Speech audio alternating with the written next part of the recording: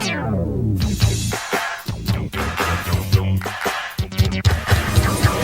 is the JJRB Online Network.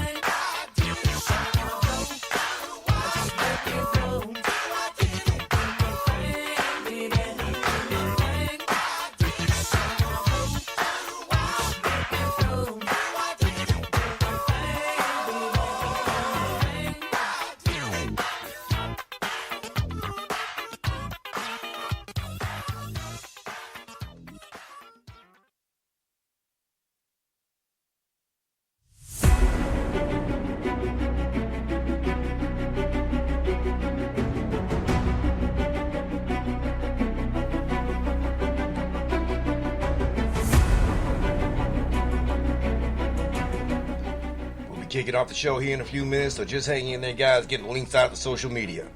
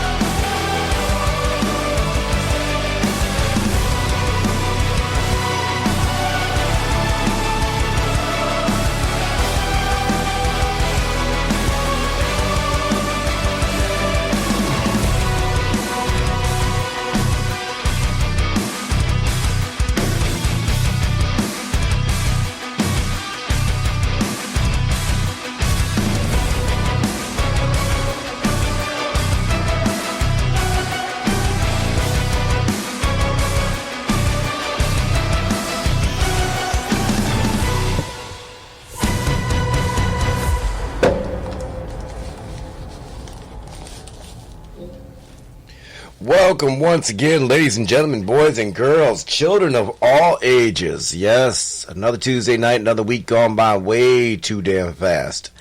I don't know. You guys tell me. I am actually working out of an entirely new studio setup here.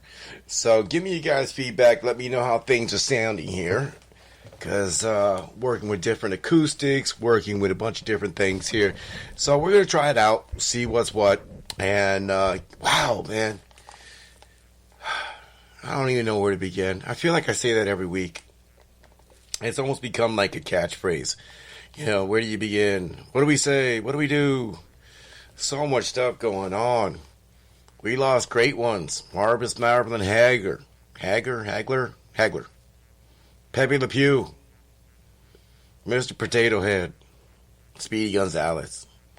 This cancel culture is kind of getting out of hand. It's getting ridiculous. But, yeah, we're going to get to that here in a little bit. But I want to first start off the show here tonight. Let's see. Hilario mentioned here it's a little louder than it used to be, but it sounds pretty good. But I hear a little buzz in the background. I wonder what that could be. I'm going to adjust the sound here just a wee bit. Hopefully, that'll change things up a little bit. So we'll see how this goes. God, I hope that buzz isn't like an issue later on. No, I want this up. I'm trying to make sure you get the sliders set up right. Well, anyway.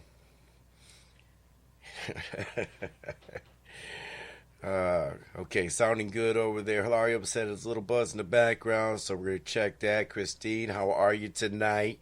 She said everything's sounding fine to her. Okay, so we're going to run with that. We got a lot to go over here tonight. So, Hilario, you might get happy here. We might be doing a 2-hour show. You never know.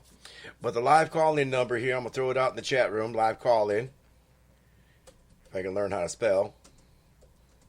It's that whole hooked on phonics thing. Is 920-376-9400. And that's the number you want to call if you want to call in and be a part of the show. Now, I'm going to kick off the show here. I want to talk about something that I've been on a kick about publicly, I'd say, for the last month or so.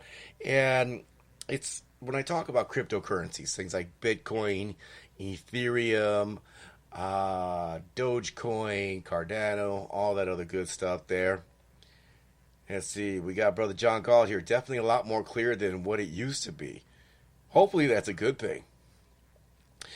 But I've been on this kick about cryptocurrencies because I have literally immersed myself into this, I'd say since December. Started really kind of getting to learn a little bit more about it over the election cycle through the summer. Because I started learning that this is a potential way to have actually safe, secure, fair elections. Little did I know that was only scratching the surface. We are literally on the cusp of an economic revolution, the likes of which this world may not have ever seen before. And it's an interesting position to be in, to kind of have a bit of a heads up on it, because you kind of see things and the potential for it, as well as the adverse risks that come along with it. And I'll explain all this here in a minute. So I think for most of us, if you're over the age of 30, you can generally pinpoint a time in your life where you can look back and say, damn, I missed the boat on that one. I really should have got in and put some money into this or learned this, because my life would be so much more financially stable than what it is, say, now, or better, or something to that effect. Man, my dog's going crazy. What's going on with them fools? Well, anyway, I remember back in, I think it was 2011, I actually had the opportunity to get in on Bitcoin. And I think Bitcoin was going for something like 4 Bitcoin for 10 cents or $1 or something ridiculous like that. And of course, a lot of people just kind of laughed about it. You know, this idea that there's this digital coin, digital token, that somehow was going to be worth anything. And it was fascinating because as we watched it grow, You go back up to last year, back in February, I mean, it was approaching $20,000 per token. Now, there's been ups and downs in the whole cycle, and the whole cryptocurrency market is extremely volatile. But everybody can, everybody has seen, everybody's heard, everybody has watched somebody on YouTube or some other social media platform where they've come across some Bitcoin millionaire, somebody who just got a bunch of rigs and started mining these things, whether it's Bitcoin, Litecoin, Ethereum, whatever. And you find these people and they made a ton of money. And what is funny about present day 2020, 2021 is the institutional acceptance of this. Here, let me break it down. So the opportunity to get in was certainly back in 2011. And then, of course, there was a dip in 2013 where you could have got in at a few $100s.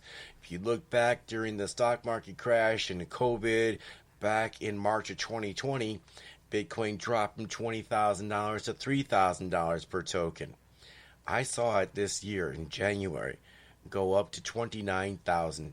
And over this past weekend, it went up to $62,000 per Bitcoin.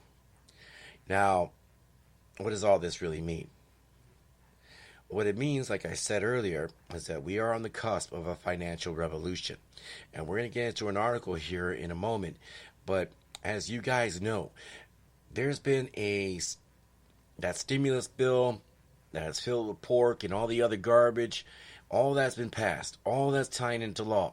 You guys are getting your stimmy this week, $1,400 per person.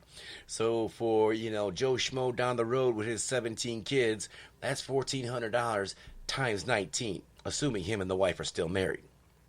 Okay? $1,400 per person, man, woman, child, whatever.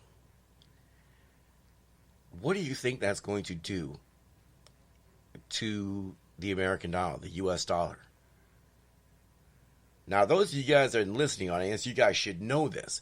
This should be, economics 101. The more money that you pump into the system, the more money you put into circulation, the greater the devaluation of the dollar is. And you're going to wonder why very shortly, or you might not, but people that you know will. Wow, when did 3 pounds of hamburger meat cost $25? When did a pound of chicken cost, $10 instead of $3? What happened to the dollar menu at Burger King or McDonald's or wherever the hell it is you go for fast food? Because you're buying. It's not that it's not that the production or the cost of anything has gone up. It's that your buying power has gone down. And that, my friends, when you start throwing in dollar after dollar after dollar, printing fiat currency with nothing to back it, what do you get? You get inflation. Ask yourself, why is it you have companies like Tesla, which bought $1.5 billion worth of Bitcoin recently, or you got Michael Saylor from MicroStrategies. They're the second largest holder of Bitcoin on the planet. And then you got another hedge fund out there, Grayscale, number one Bitcoin holder in the world. Why do you think they're doing that? It is a hedge against inflation. And I mentioned this last week on the show where I said that, if you were to take at present day prices, get 1% of Bitcoin, and I think that averages somewhere between $500 and $600, and just leave it there. Ride out the dips, ride out the bears and the bulls, ride out all the peaks. In 10 years, you'll be a millionaire off of that. Tell me one stock that will get you that kind of return in a 10-year period. And I'm not even talking about any of the other cryptocurrencies. I'm not even talking about, the ones with real high potential, like Theta, Cardano. Ethereum's going to blow up here very soon. Now, like I tell you guys, I'm not a financial advisor. I'm just somebody who's, trying to educate myself on this. I would like to, I'd love to be financially independent. And I'll be the first person to tell you that. Not a financial advisor. I have no economics degree or anything else like that. But what I do have is a willingness to learn. And if I can help, give some information accordingly to everyone else, and, we can share that knowledge with one another, that's even better. Because what good is it if one is prosperous by themselves and you can't bring people along with you? Now, I'm not telling anybody to buy, to not buy, buy anything in particular. What I am telling you to do is do your research. All I'm hoping to do is kind of plant the seed in your heads when it comes to this stuff, because like I said, we were seeing more and more institutionalization of it, more and more acceptance of it. I mean, did you know that you could actually go out right now and you could buy a Toyota with Bitcoin? I mean, there's a bunch of different things. And of course, I got a bunch of articles up here. First one I got is something fascinating, and it's not something you would think about when you think about cryptocurrencies.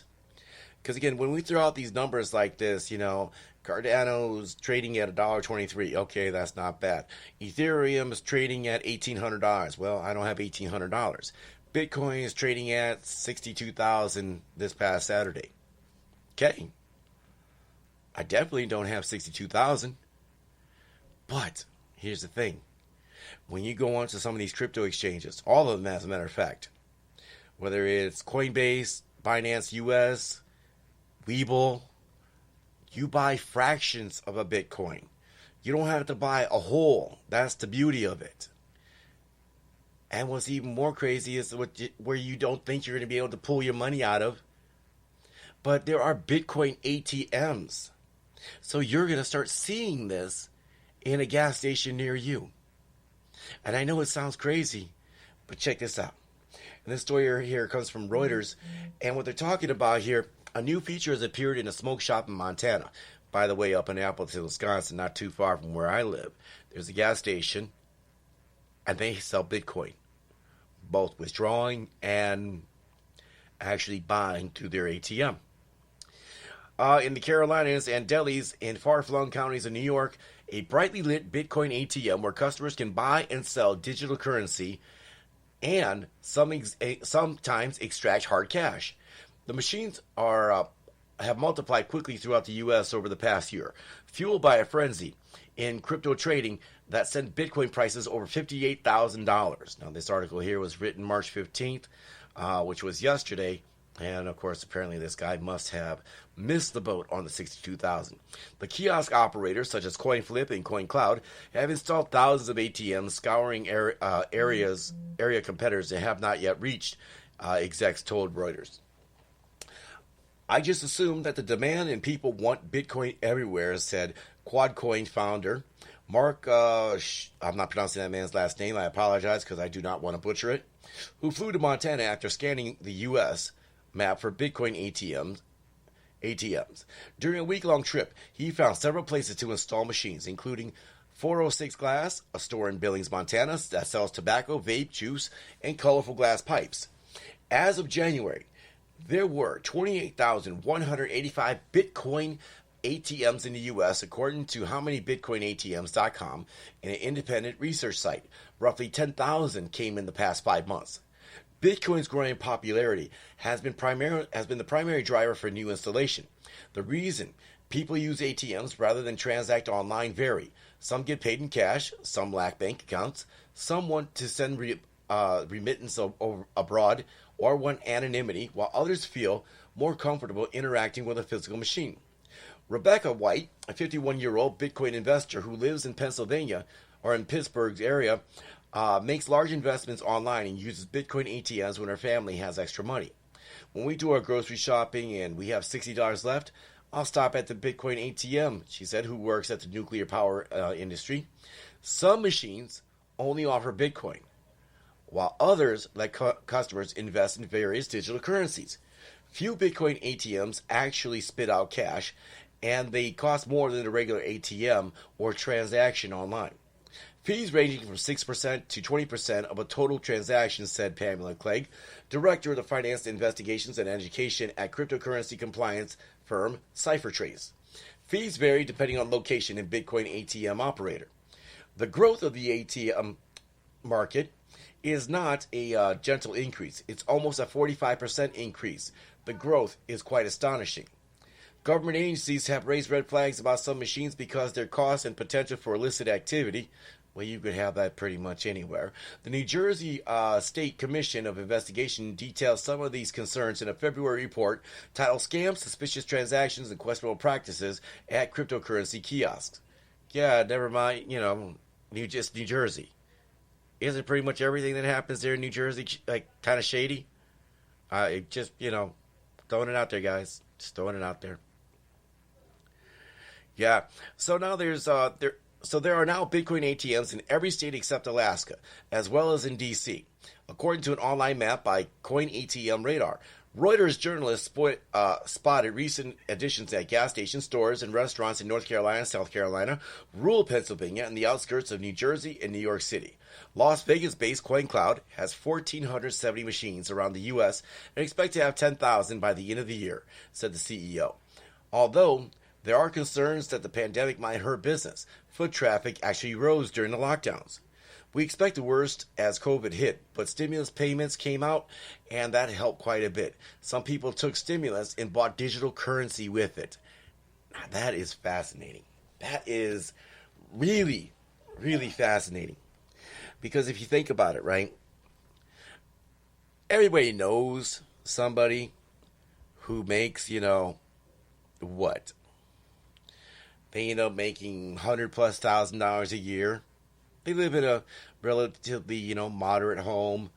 You would think that their costs were minimal, but boy, they got a lifestyle like a baller, and they are in debt up to their eyes, right?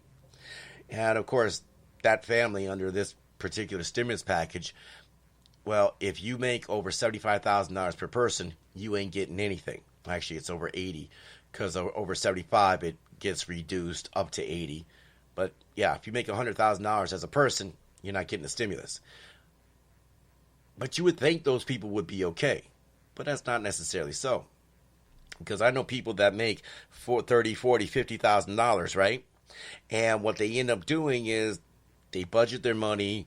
They literally make $1 out of 15 cents. And what fascinates me about that is if you look at their, if you talk to them, what they'll tell you is, no, we really don't need the stimulus. But what we're going to do is then take that money and invest it, because it is our money after all. And you can't blame them for doing that. I know I sure as hell would.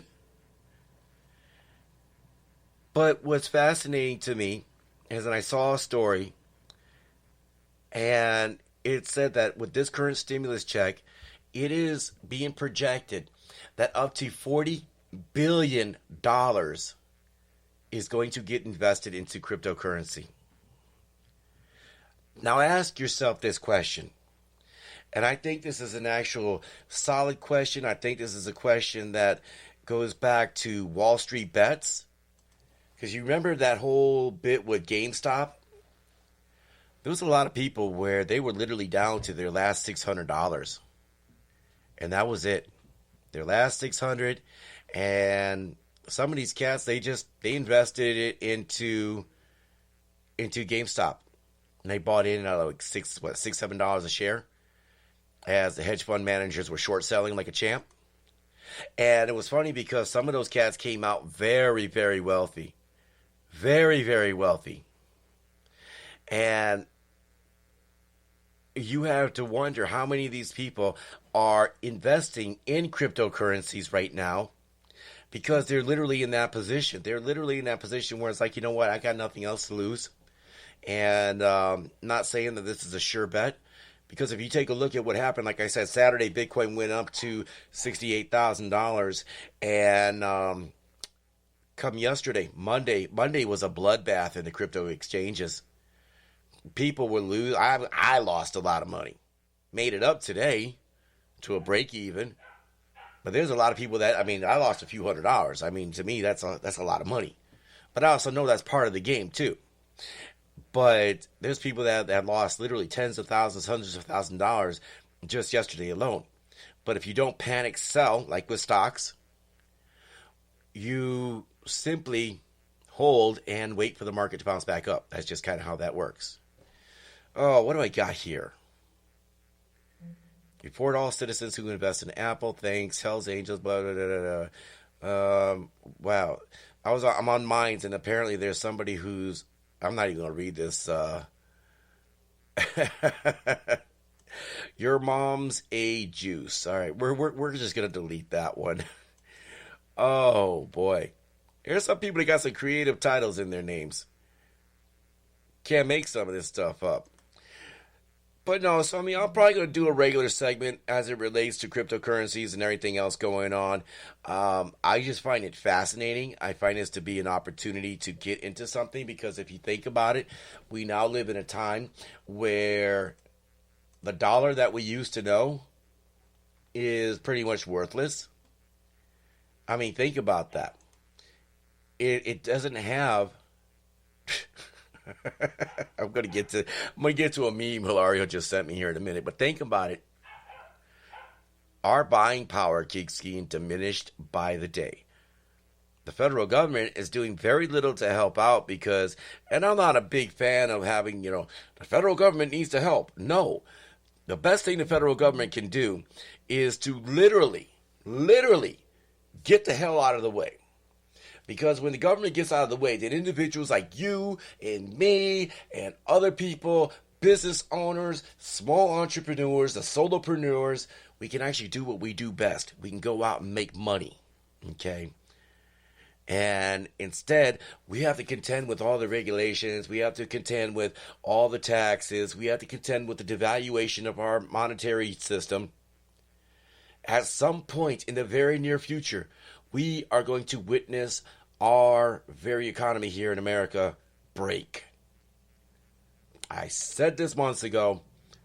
I believe both Trump and the Democrat Party wanted to break the economy. That I have no doubt about. I think Trump wanted to break the economy for a totally different reason. I think he had a vision of where to go with the economy and how to start from zero. I don't know if it was quite the Tyler Durden scenario, but I would imagine pretty damn close. Whereas the Democrats, well, all you need to do is go take a look at the World Economic Forum and you can see where they want to go with that. They want to break our economic system, which would, of course, plunge not just the United States, but the world, considering the U.S. dollar is kind of the gold standard.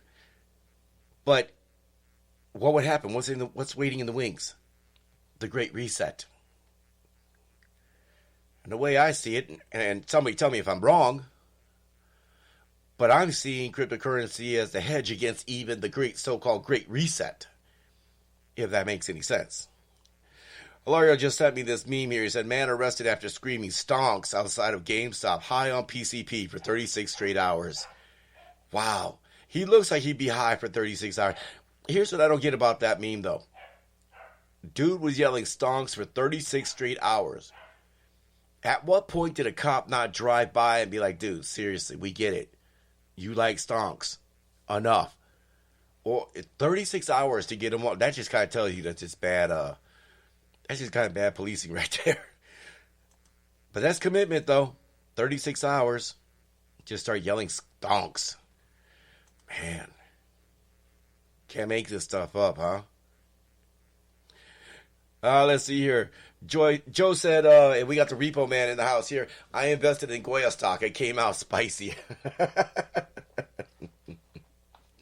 No surprise there, man. No surprise there.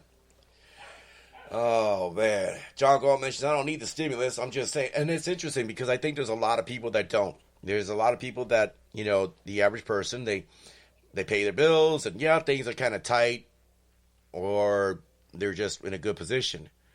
Again, they know how to make $1 out of 15 cents. But then there's a lot of other people that just kind of, well, they got extra money. They're just going to go blow it away because they don't care.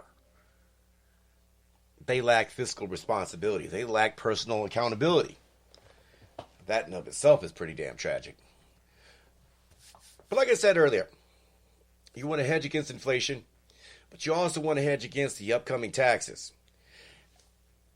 It's always been something that's kind of blown my mind, and I find it to be amazing that anybody would run for a political office and be like, no, I'm not going to cut your taxes. As a matter of fact, I'm going to raise your taxes. Vote for me. The worst part about it is that there are people stupid enough that will actually vote for these people. Of course, this is your low information voter. These are the people that think, you know what? We need to tax the 1%. We need to tax the richest of the rich into oblivion because you know what? They need to pay their fair share. See, I call them low information because they lack certain fundamental understandings of things. For example, I've had many careers, many jobs in my life. And at not one point, have I ever gotten a job from a poor man. Never. Never got a job from a poor man.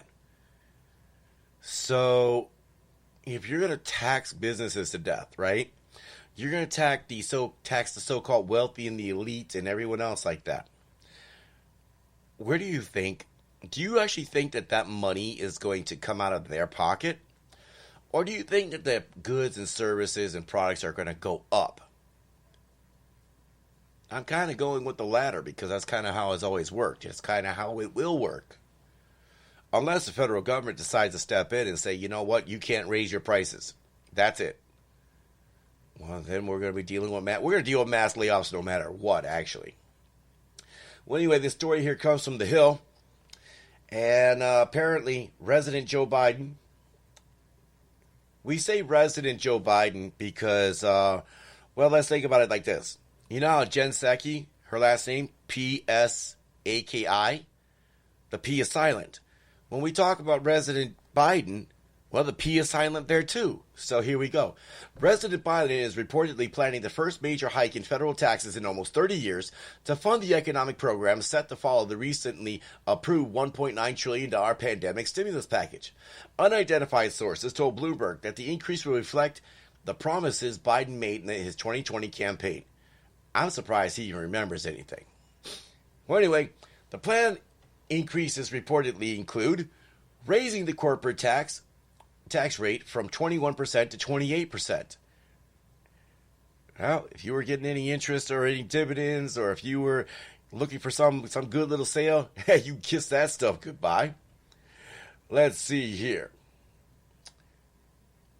What else did they did here? Increasing the income tax on people making more than $400,000. Expand the estate tax. So basically, when you die, they're going to tax you again. Let's see.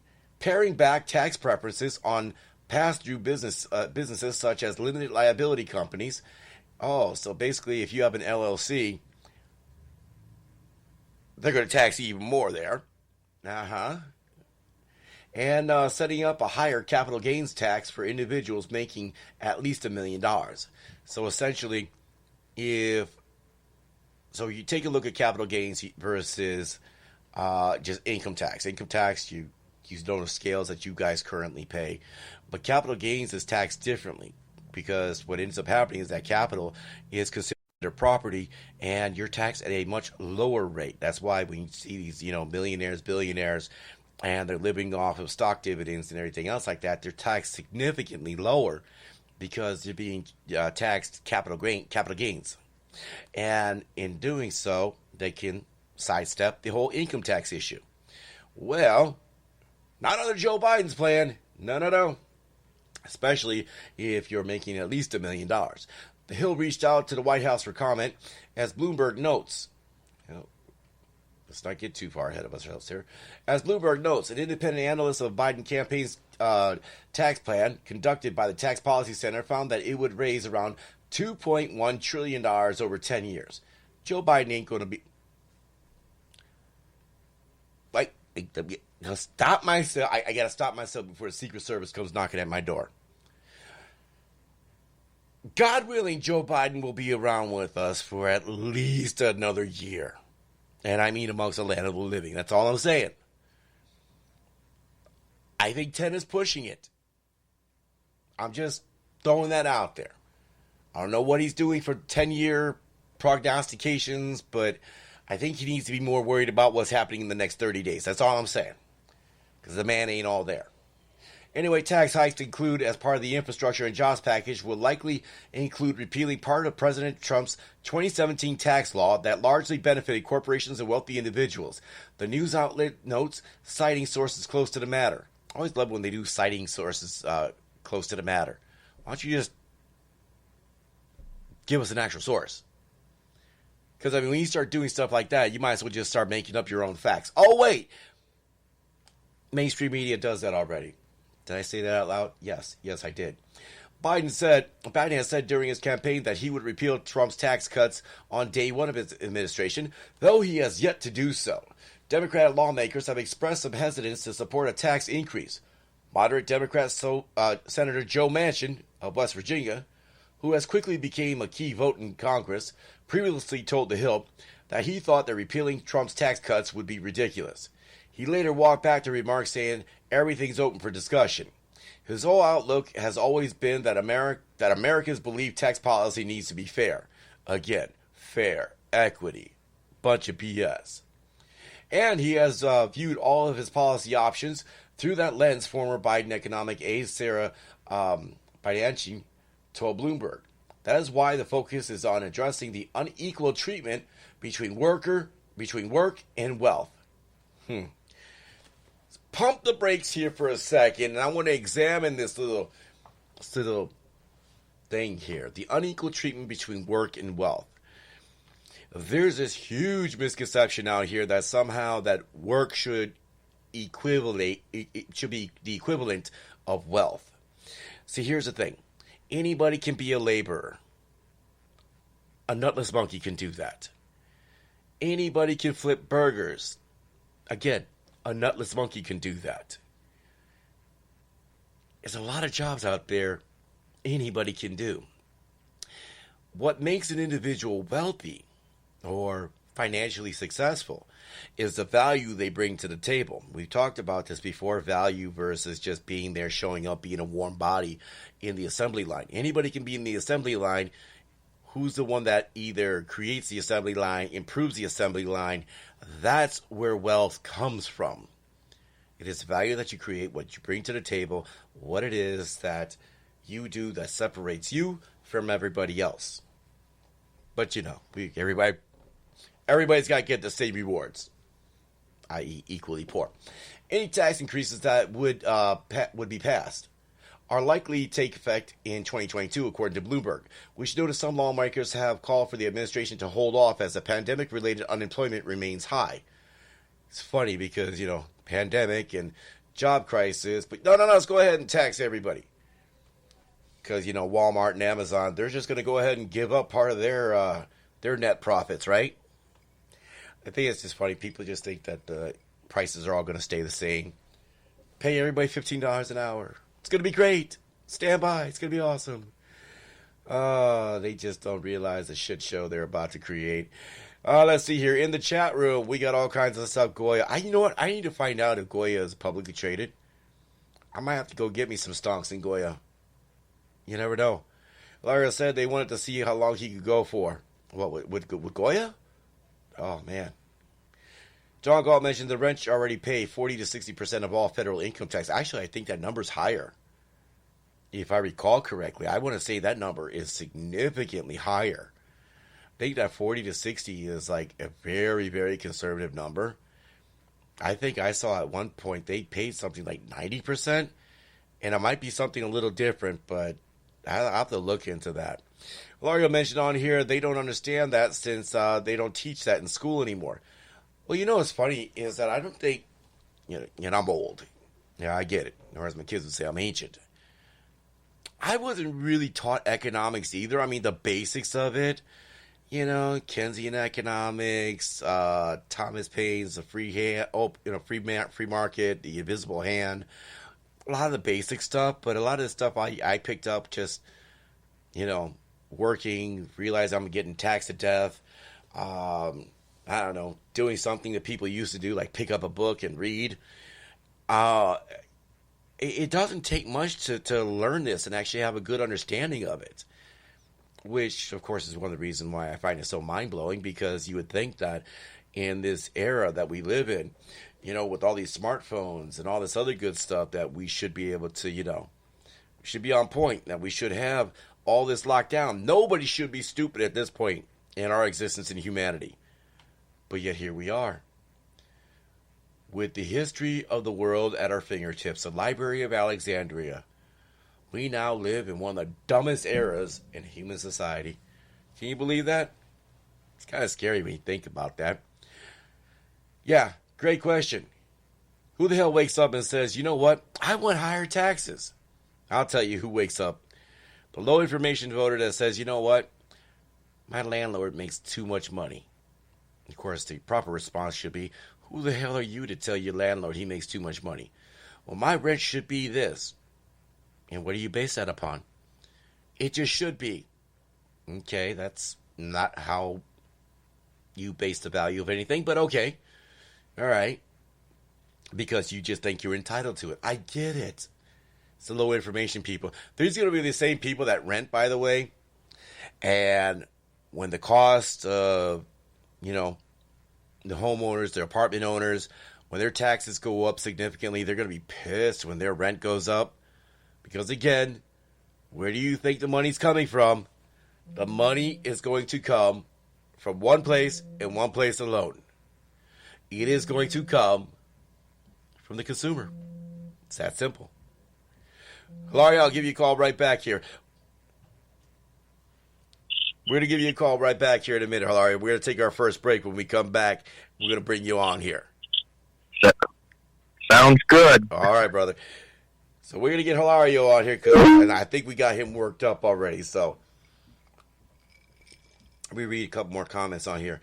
John Gall mentioned here, I read a comment before that Biden is more cognitively able than Trump. I'm not sure what world a person making that claim lives on. That's a damn good question. Has this dude seen Biden speak? Oh my God. He's more cognitively able than Trump. Oh my God. Joe Biden. Like I said, the man was chasing his dog in a shower, butt booty ass naked, ended up breaking his ankle or something like that. Which, by the way, I'm suspected by him hurting himself, and I'm suspected by him chasing the dog while he was just getting out of the shower. There's a lot of suspect stuff going on right there. Hilario mentioned here, no, the guy who got arrested for shouting stonks for 36 hours, the police wanted to see how long he could go for. Yeah, I suppose. I was told that Biden had a speech impediment. That's not a speech impediment. When you sitting there looking like a deer in the headlights, that's like beyond a speech impediment. It's like, bruh, are you even there? Who am I talking to? It's crazy. All right, guys, we're gonna take our first break. But when we come back, we're gonna have Hilario on here. I got some stuff about the whole transgender, was it boy to girl student athlete thing, and we got some manly stuff we got to talk about.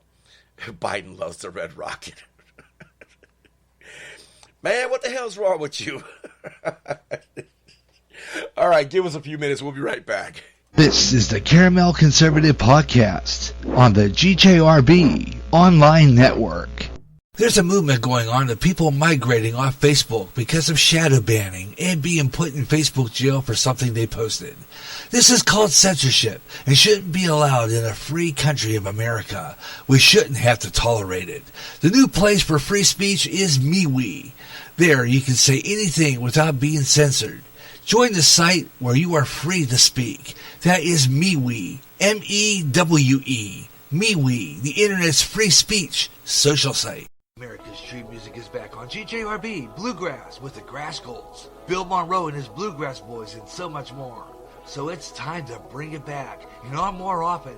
It's Bluegrass Jubilee Freestyle with all the great songs you heard before and some new up-and-coming stars with some emerging bluegrass. Also, some all-time gospel favorites too. Tune in every Wednesday at 12 o'clock noon Central, 1 p.m. Eastern, and 10 a.m. Pacific on the GJRB Online Network. Strange things in the sky and around the world. Strange beings sighted.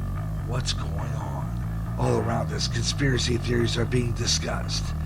This is the show all about the strange things that are way out there. I'm Gary Russ, and this Way Out There's back with more weird stories of the strange and the bizarre. Keep looking up in the sky and let me know what you see. Way out there. Every third Friday of the month at 3 o'clock Central and anytime on GJRB. End times are upon us, and we need to know what's happening. Knowing the truth is key to survival. There are lots of news events going on in the world that have certain significance to end-time happenings. Listen, as men and women gather to discuss the news and how it lines up with Bible prophecy on the last 7 days. Uploaded to go public every Thursday at 6 p.m. Central and run live every third Friday at 1 p.m. Central, 2 p.m. Eastern, 11 a.m. Pacific on GJRB. Coast to coast and way out there, fans, listen up. If you like UFO conspiracies, ghosts, and the paranormal, you'll love Spaced Out Radio. Spreaker's answer to Coast AM with more interesting guest experts in the paranormal and UFOs each month. If you like Way Out There, you'll love Spaced Out Radio. Own the night with Spaced Out Radio with Dave Scott. Nightly at 11 p.m. Central, 12 o'clock midnight Eastern, and 9 p.m. Pacific on Spreaker. On the SOR YouTube channel. End times are upon us, and we need to know what's happening. Knowing the truth is key to survival. There are lots of news events going on in the world that have certain significance to end-time happenings. Listen, as men and women gather to discuss the news and how it lines up with Bible prophecy on the last 7 days. Uploaded to go public every Thursday at 6 p.m. Central and run live every third Friday at 1 p.m. Central, 2 p.m. Eastern, 11 a.m. Pacific on GJRB. Coast to coast and way out there, fans, listen up. If you like UFO conspiracies, ghosts, and the paranormal, you'll love Spaced Out Radio. Spreaker's answer to Coast AM with more interesting guest experts in the paranormal and UFOs each month. If you like Way Out There, you'll love Spaced Out Radio. Own the night with Spaced Out Radio with Dave Scott. Nightly at 11 p.m. Central, 12 o'clock midnight Eastern, and 9 p.m. Pacific on Spreaker. On the SOR YouTube channel. Welcome back to the Caramel Conservative Podcast as we approach the 9 p.m. hour Central Standard Time. I want to thank you guys all for being aboard here tonight. And just a couple programming notes here. I told you guys last week I had a video that was taken down from YouTube, and I am not happy about it. Matter of fact, I'm pissed with YouTube. So I'm pissed with big tech as a whole. So that's why I will be moving almost everything to decentralized blockchain platforms. And I'm going to be moving, I'll still be on Facebook.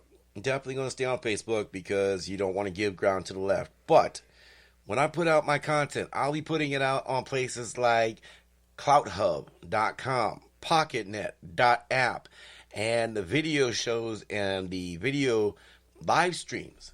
I'm going to be putting them out either on Theta TV or DLive TV. It's going to be one of those two, if not both, because I can repurpose. So I will definitely be moving more to the blockchain side of things, where big tech has no hold, they have no grasp, and, well, you can try to shut me down on one platform, but I'm going to pop up 3 more times on yours and then someone else's too. So, with that being said, I know we had Hilario calling in, so let's get this man here. See what's up.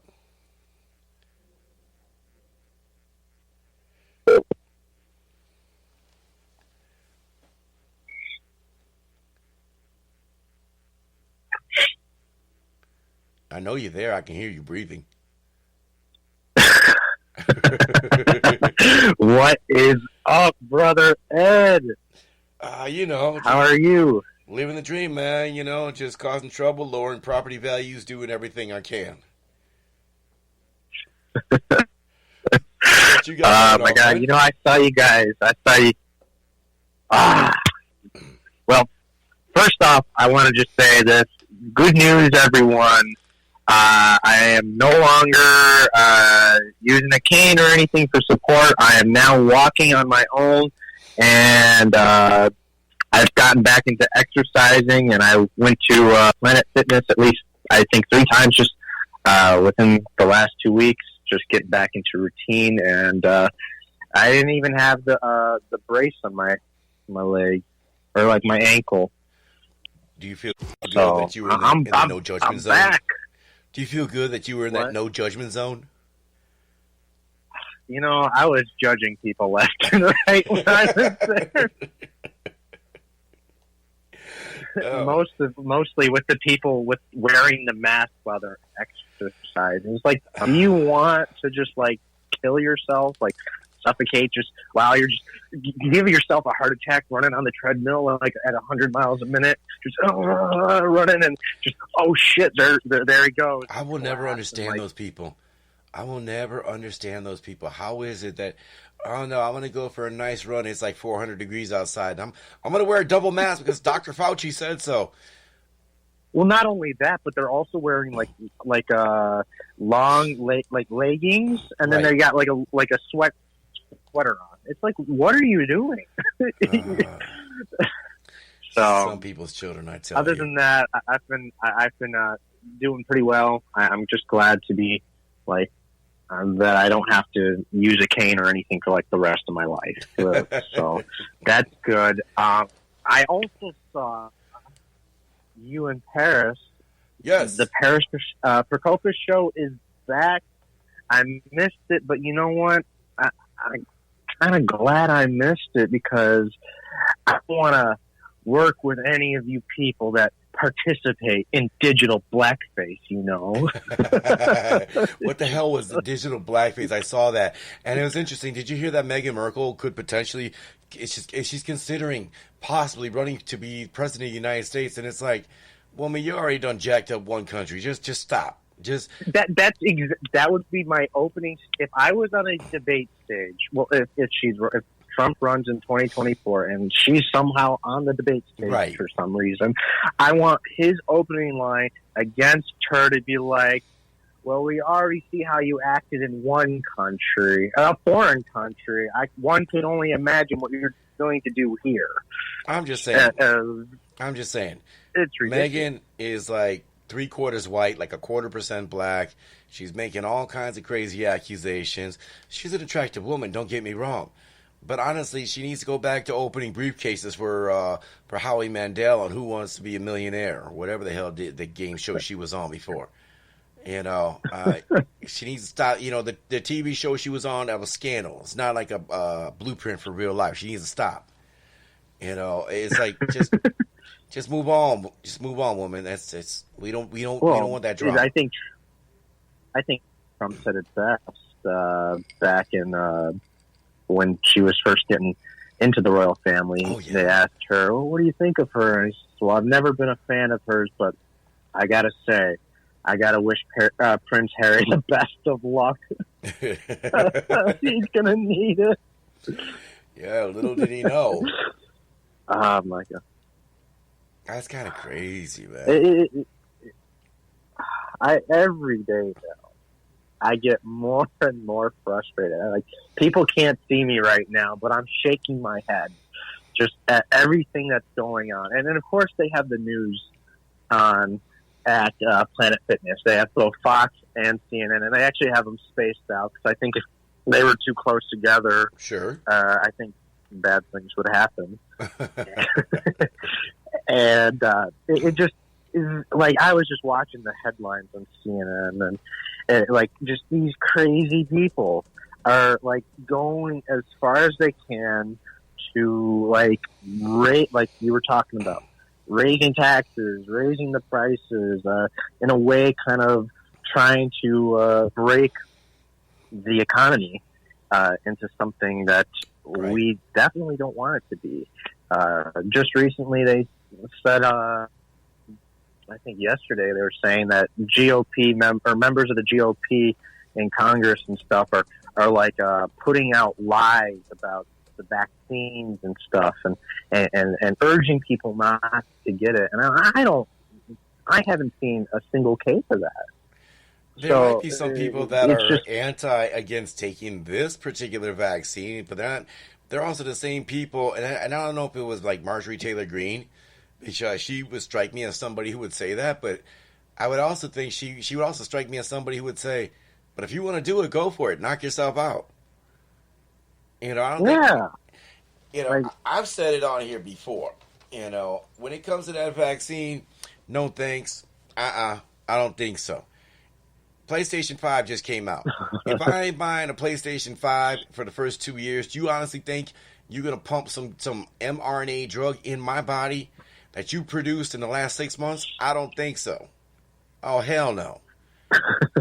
If I'm concerned about the blue screen of death on my PlayStation or my Xbox, I'm damn sure going to be concerned about the blue screen of death in my body. Right. You know? It's just like, I mean, for me, I probably won't get it because I think, okay, there's other people that need it way more than I do if they're going to get the vaccine. I mean, I feel great. I haven't had any other issues or anything like that since that time I think it was like right after the election. I think that's when I got it. And I said, you know what? I'm just staying home. I'm not going to add to their numbers or anything like that. I'm just going to quarantine for 14 days. And it was over sooner than that. So. Well, you're in that younger demographic where, you know, you could get it and you might not even know about it. And, of course, there's always, you know, seasonal allergies, seasonal flus, seasonal colds, other things like that. I was talking to a gentleman just last week, and we were talking about this, and it was just kind of one of those things where the media's got everybody so hyped up, so bugged out, whether you buy it or not, that, boy, you start coming down with the sniffles, you got yourself with a cough, you're feeling under the weather, all of a sudden you start thinking, damn, do I got the Rona? And I'm like, that's kind of true. You know, you're sitting here wondering, you know, it's like, interesting.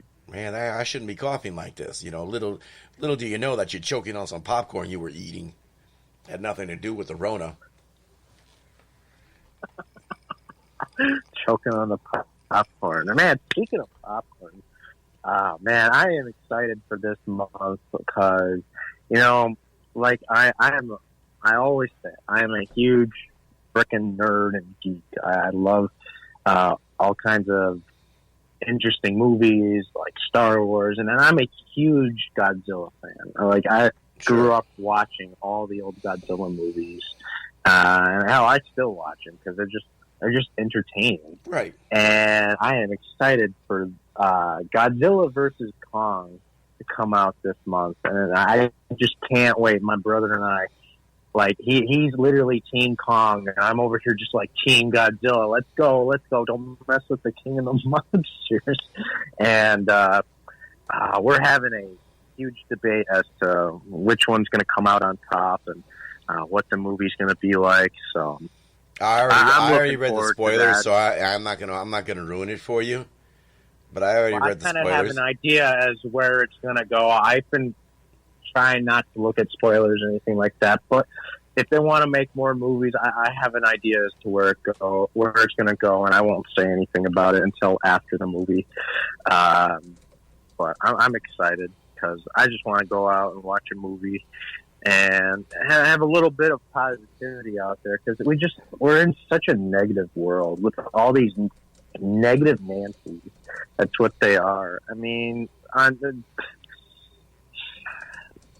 cancel culture, we got to talk about that. Yes, we do. Like you said, Pepe Le Pew. They came after Pepe Le Pew. Like, literally, a cartoon skunk. The very reason why anyone would run away from him is because he is a skunk. Not because he promotes rape culture or anything like that. It's because he smells like a damn skunk. He is a skunk. And, well, more importantly than that, the female in the whole Pepe Le Pew thing was a goddamn cat. Was a cat. Yeah, it's like, yeah, okay, I'm kind of not down with that. You know, I know we're animals, but we're different species, and we just don't roll like that. But a little bit of paint got down her back, and Pepe's and he thought she was a skunk, man. You know, and gotta give Pepe props. Pepe gotta get props because you know what, his game was strong. He just kept going. It's interesting how the cancel culture freaks, they don't talk about this.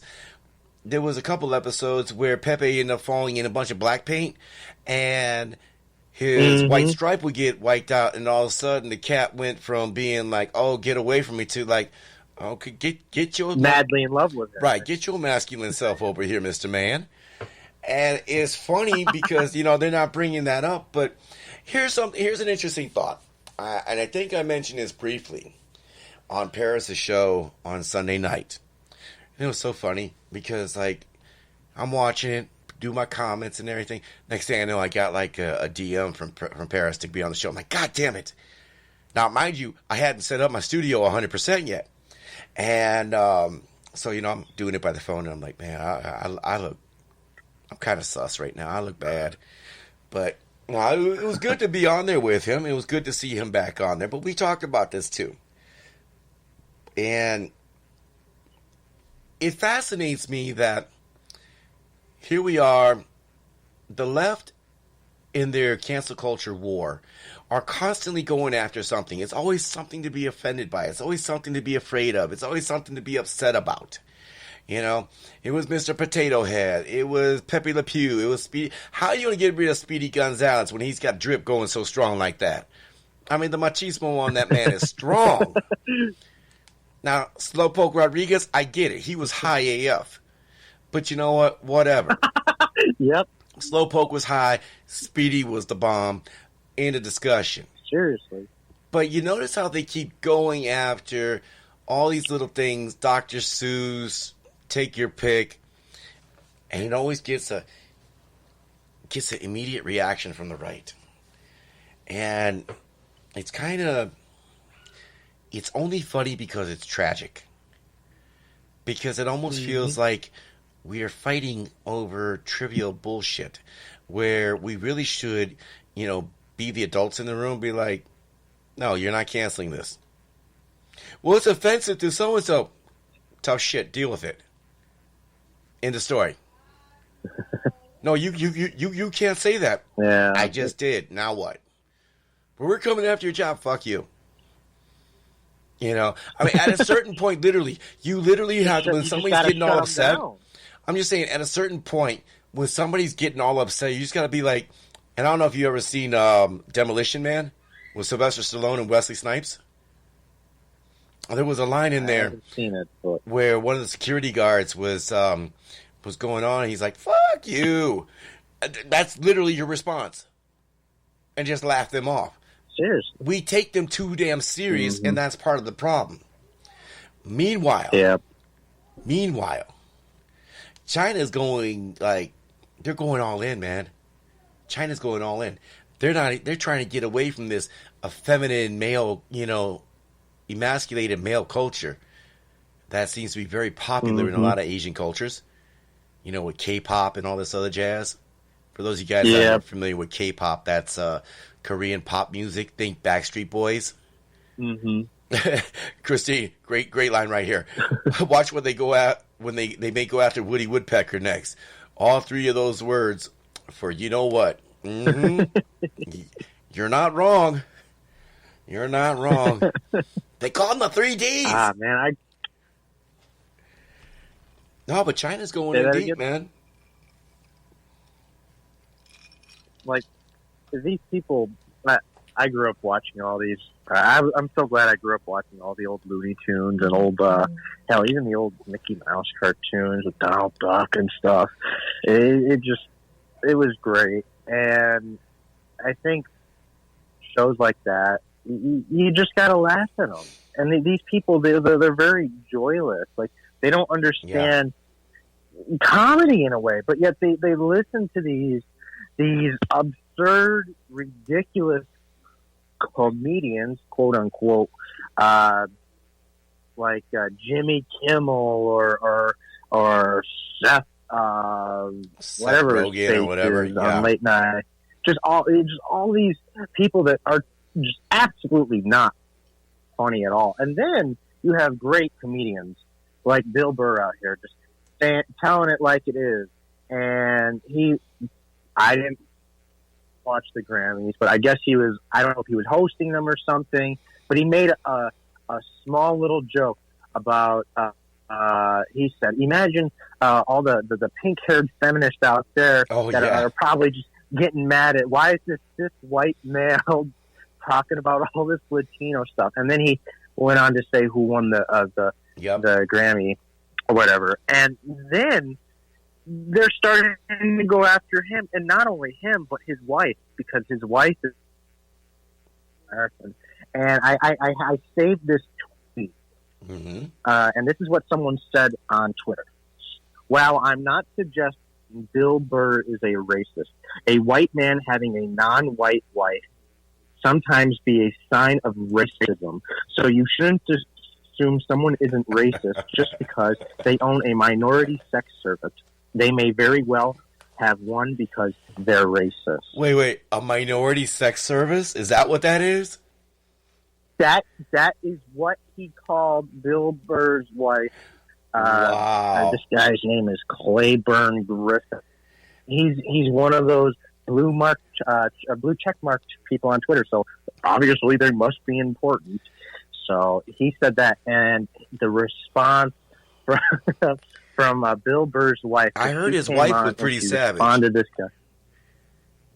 guy. His wife's. Oh, I'm.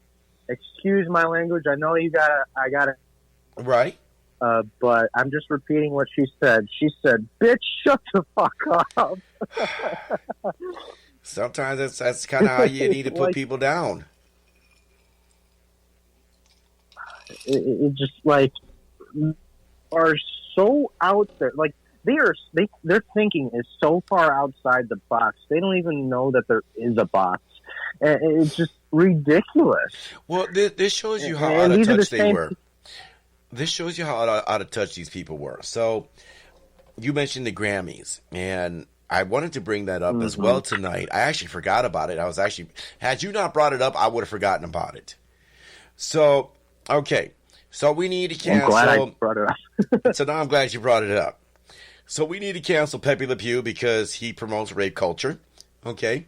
We need to cancel Speedy Gonzalez because it's stereotyping a fast, victorious Mexican mouse. Okay. We need to cancel Dr. Seuss because of the racist tropes in the books. Apparently, Cindy Lou Who and the Grinch, they had a little bit of jungle love going on there. No. We got to cancel all that, right? But we can watch, what's that one chick, right. Something the Stallion and Cardi B literally scissoring each other while they're performing WAP. Yeah. Yes. Really? This is what we're doing. We're not only are we singing about WAP, but we're dry humping each other on stage. Okay. Half naked, too, right? Mind you. Half naked. You know what kills me about Cardi B? She's actually very pretty. Break it down. She's very pretty. I've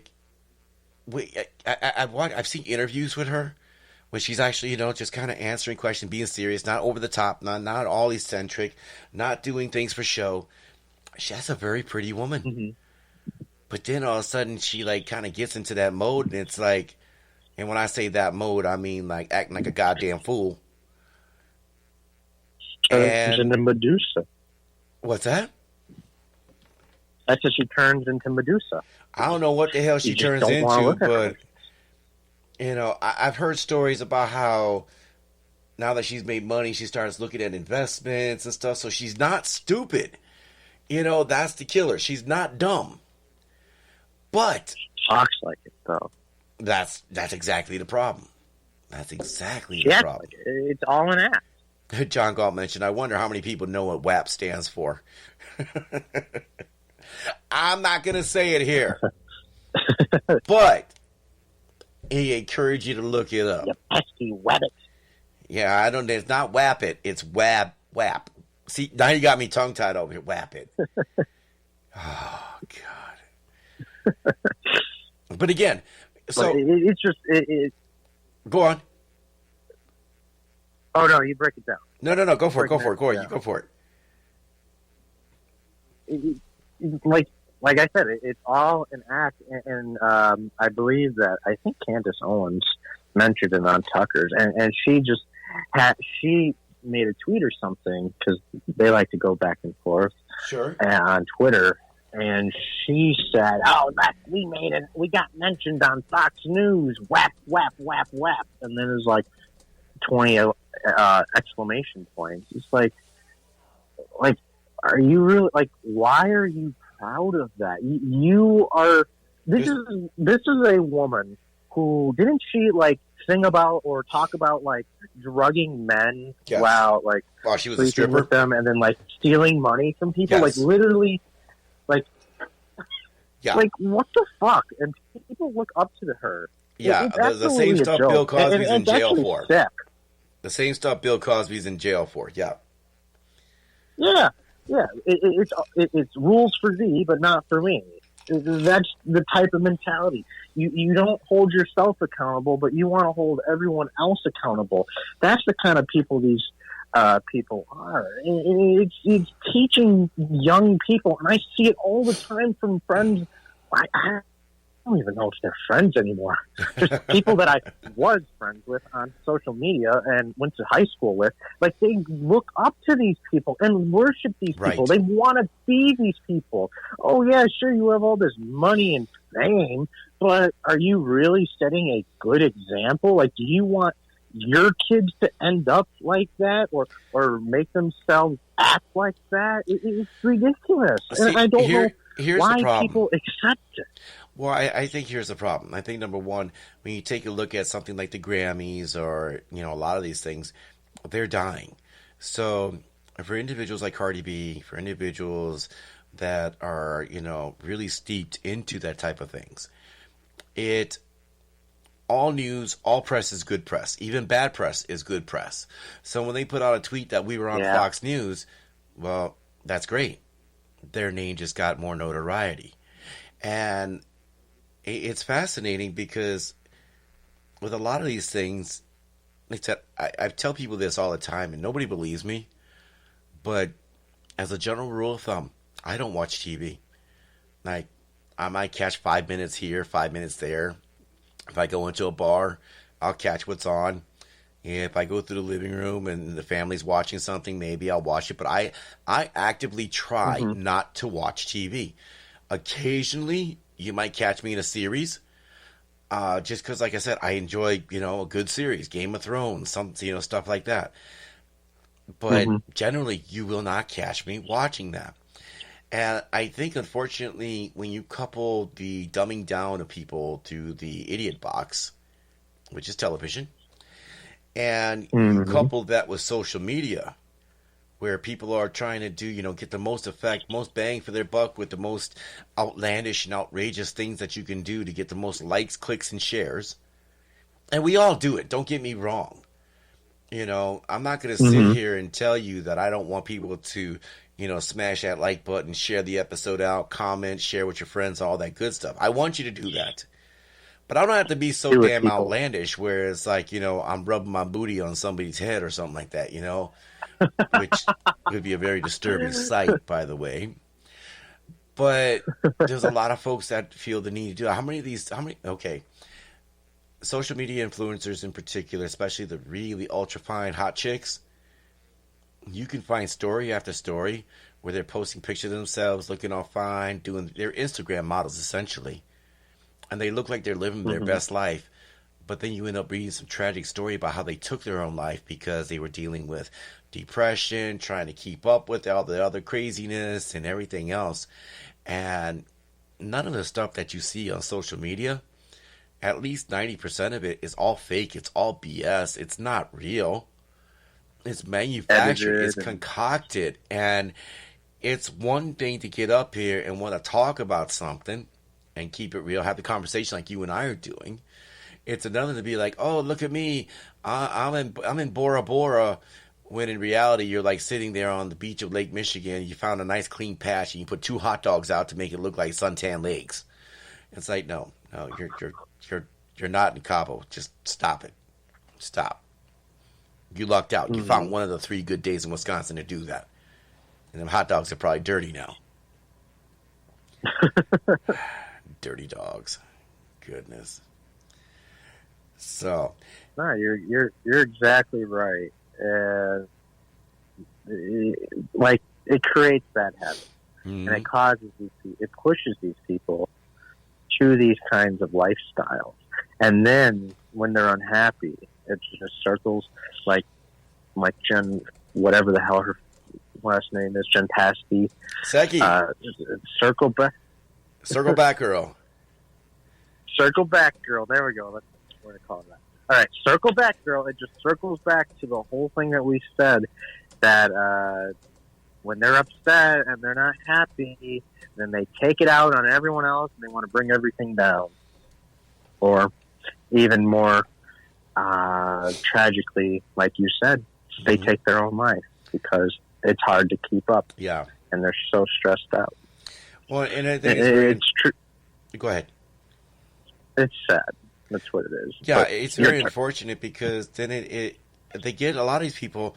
They get this idea from individuals, I think, like Cardi B and others like that, where the most sensational thing is what makes them most popular. But the reality is that very few people are ever going to make it to the level of a Cardi B, of a Madonna, of a LeBron James, of whomever. You know, all you are is just kind of like the amateur version of that. And granted, you could be doing potentially very well doing that.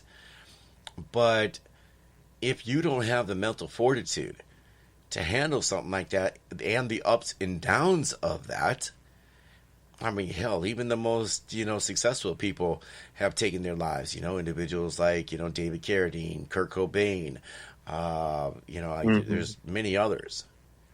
So it's just very frustrating. But here's the kicker in all this. So we can sit here, we can talk pop culture all day long. And again, the left, they got their war on cancel culture. And the more I think about it, the more I start, wondering how much of all this cancel culture outrage BS is literally a distraction from real issues. Because if you think about what's going on here in America, what they often do, and that being the American communist, it is the push to effeminate the American male, to stop being masculine, to stop being so-called aggressive, to stop being what boys generally are. And if you take a note out of what China's doing, I have this article here. It is a fascinating article here, and it's actually from BBC News. And it's titled, China Promotes Education Drive to Make Boys More Manly. Think about that. While we sit here and we're pissing and moaning over cartoon characters and WAP and everything else like that. And I think we should have the conversation on those things. Because again, we don't give ground on anything. There needs to be a drive to bring masculinity back. Because in truth, it is the nuclear family, led by a strong household of a man and a wife, both with equal strengths. And when I say equal, they have strengths that complement one another. But this is a time-tested, tried and true thing that has gone on for millennia. But yet, we're going so far away from that. So this article here notes here, a notice from China's education ministry has caused a stir after it suggests young Chinese men have become too feminine. The message has been criticized as sexist by many online users, but some say China's male celebrities are partially to blame. For a while, China's government has signaled concern that the country's most popular male role models are no longer strong athletic figures like army heroes. Even President Xi Jinping, a well-known football enthusiast, has long been seeking to cultivate better sports stars. So last week, the Education Ministry has issued a notice with a title that left no doubt about its ultimate goal. The proposal to prevent the feminization of male adults or adolescents called on schools to fully reform their offerings on physical education, strengthening their recruitment of teachers. The text advised recruiting of retired athletes and people from sporting backgrounds and vigorously developing particular sports like football, and when they say football, they're talking soccer, with a view to cultivate students' masculinity. It is a decisive push in a country where the media does not really allow for anything other than squeaky clean, social responsible stars. But there were some early signs suggesting such a move was coming. Last May, a delegate from China's top advisory board, Su Zifu, said that many of China's young males have become weak, timid, and self-abashed. There was a trend among young Chinese males toward feminization, he claimed, which would inevitably endanger the survival and development of the Chinese nation unless it was effectively managed. So think about those pretty boys and everything. Si Sifu said the home environment was partially to blame, with most Chinese boys being raised by their mothers or grandmothers. He also noted that the growing appeal of certain male celebrities meant that children did not want to be army heroes anymore. So he suggested schools should play a greater role in ensuring young Chinese get a balanced education.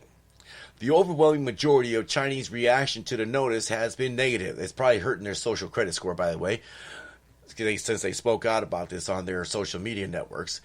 So anyway, hundreds of thousands of Chinese have taken to social media to voice their anger, with many branding the government's message as sexist. Is feminization now a derogatory term? One Weibo, which is China's version of Facebook, user asked, receiving over 200,000 likes. Another said, boys are also human, being emotional, timid, or gentle. These are human characteristics. What are men afraid of? Being the same as women, one asked. But men aren't women. That's kind of the crux of that. But anyway, there are 70 million more men than women in this country, another claimed. No country in the world has such a deformed sex ratio. Isn't that masculine enough? That's actually a way to have a genetic dent in your pool, but whatever. Another said none of these proposals would have come from women. They might be right there. Much of the written proposal on how China's top leadership is significantly male-dominated. From some in the media, though, there was a positive perception to the drive. The Global Times noted that it had won support. On social media platform Sina Weibo, comments pointed toward China's male celebrities being to blame, largely for those known as little fresh meats. This is the buzzword that refers to young Chinese male icons who are seen as squeaky clean, well-groomed, and with delicate features. In other words, K-pop. In the article mentions that boy bands, TF, Chinese singer Lu Han fall into this category, as well as many K-pop stars. While many figures like basketball player Yao Ming have found overseas fame, it is notable that the football especially is included in the proposal. That should not come as a surprise. President Xi has previously spoken to his hopes that the country will become a world football superpower by 2050. But repeated attempts to try and up China's football game have failed and have been mocked as an apparently impossible task. This was the response 2 years ago when Marco Lippi, who led Italy to win the 2006 FIFA World Cup, resigned as coach of China's national football team. Let's see here. Article goes on a little bit, starts bashing more of the K-pop people. It'll be interesting. Can you actually get a badass Chinese guy who's like, all masculine and is going to be like, not pro-government? Because, if you're a man, you don't do what everybody tells you to do. You go with what you think is right. It's kind of being manly. But I don't know what you think, man. It's interesting. Like, wow. Like, you can kind of see, like, the very established pro-government factions of China really trying to put it like almost these groups and like these social media platforms that are saying, well, no, these are human natures. It is normal for men to feel these type of ways, et cetera, and it's like, no, we want people that are going to be ready to take up the cause. We need them for the Chinese Communist Party. We need them for our military. We want the largest military in the world, and you kind of lose that if you have these people pursuing other careers such as acting or music or art. Yeah, but think about this, though. Think about this. Think about this. I remember in the 80s and 90s, man, they used to have action heroes galore. I mean, just muscle-bound, jacked up, Rocky Balboa, Dolph Lundgren, Jean-Claude Van Damme. I mean, these guys were like the epitome of masculinity, just going out there, kicking ass and taking names, doing all kinds of craziness. And it's funny because we've gotten so far away from that where, what's considered manly now is this effeminate, weak version that just kind of kowtows, and the man of the house is even mocked in sitcom TVs as being a joke in the household. And it's kind of funny because while at first I get it, the slapstick comic nature of it, once you see it over and over again, you start to see it for what it is. You see them as literally mocking the male household, figurehead in there as not being too bright, not being too with it, not being, as hip and cool as mom and the kids, So I find that fascinating. Like Yep. Oh, no, go ahead. No, go ahead, please. You go ahead. It's almost as if some of these people, especially the people they're pushing these, like you said, mocking the man of the house, right? In a lot of these TV shows, like look at just some comedy shows that are formerly comedy shows, and that's where you see it. Yes, anymore. Family Guy, like Peter was when the show started out. Yeah, he was kind of an idiot as a dad, but like there were some underlining messages in some of the shows, and he didn't. He got act dumber. Like a complete retard. Yes. Now he's just fucking dumb as rocks, and everything's so literal, and they're just like stripping away over time everything that they would have taught young boys to be, like in Boy Scouts when it first started.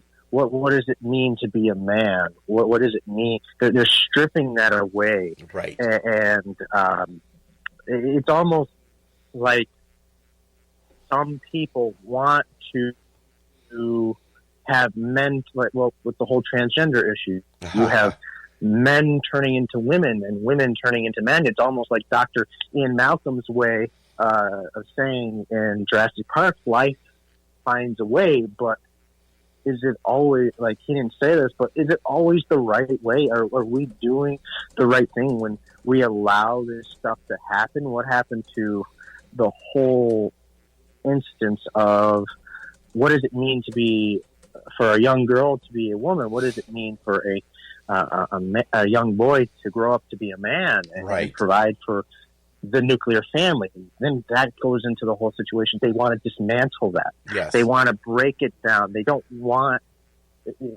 it's like a power grab. It's just, there's so many different issues going on in just this whole incident and subject. My bad, not incident. Subject, and this whole subject that it's hard to break every little thing down and find it the exact points without just having a basic summary of what's going on. It's like we're de-evolving in a way.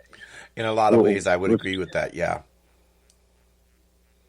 It's de-evolution. We're evolving backwards. We're going back to this Neanderthalic way of thinking, not to throw Biden's words in there, but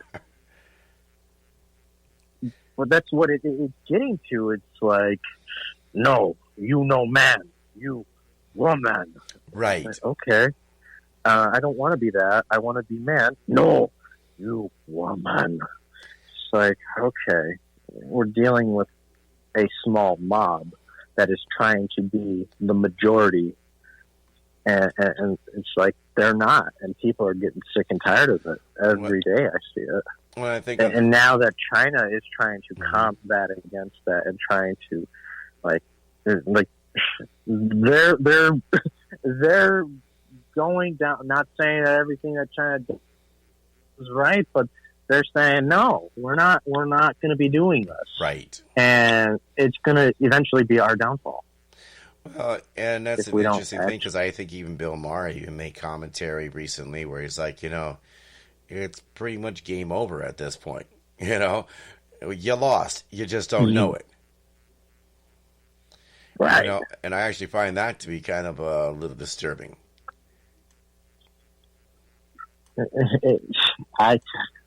Sometimes I'm just lost for words, Brother Ed. Just lost for words with these people. Or just these... articles. It's like a fantasy. Oh, wait till you hear the next ones I have coming up. It's going to get better. Say that again?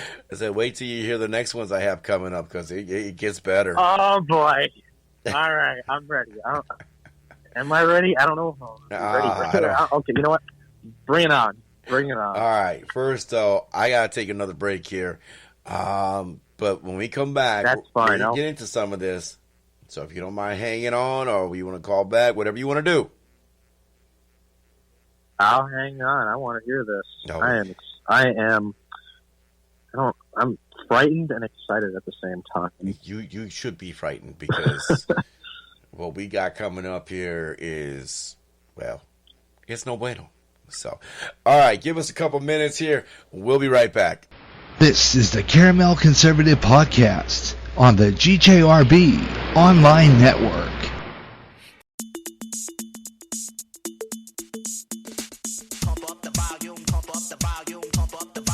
Yes, pump it up, because Up and Coming is back on GJRB.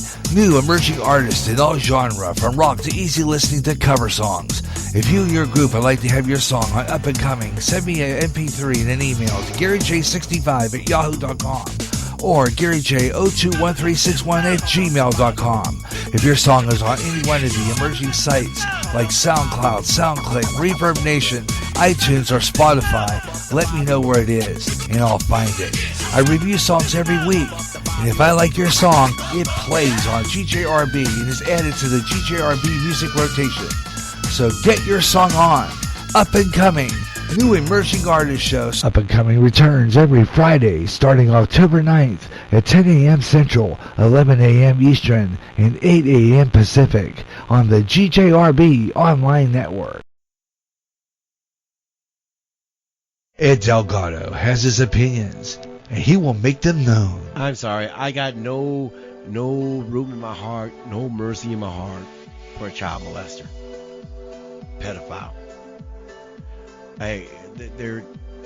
To me, when I think about monsters like that, there is only one sentence to me that is acceptable, and that literally is the death penalty. Politics, entertainment, wide variety of topics. I like to point out the racial hypocrisy that goes on from the racist left as they try to project that onto the conservatives and the right. Listen to great talk radio at its best since Rush Limbaugh, the Caramel Conservative. Ed Delgado, Tuesday nights live on Spreaker at 8 p.m. Central, 9 p.m. Eastern, 6 p.m. Pacific Time, here on Spreaker, and rebroadcast Saturdays, just ahead of the Gary Russell program Saturday Extra, on the GJRB Online Network. The blues, the primary start to rock and roll music, the music in which artists express their feelings through music.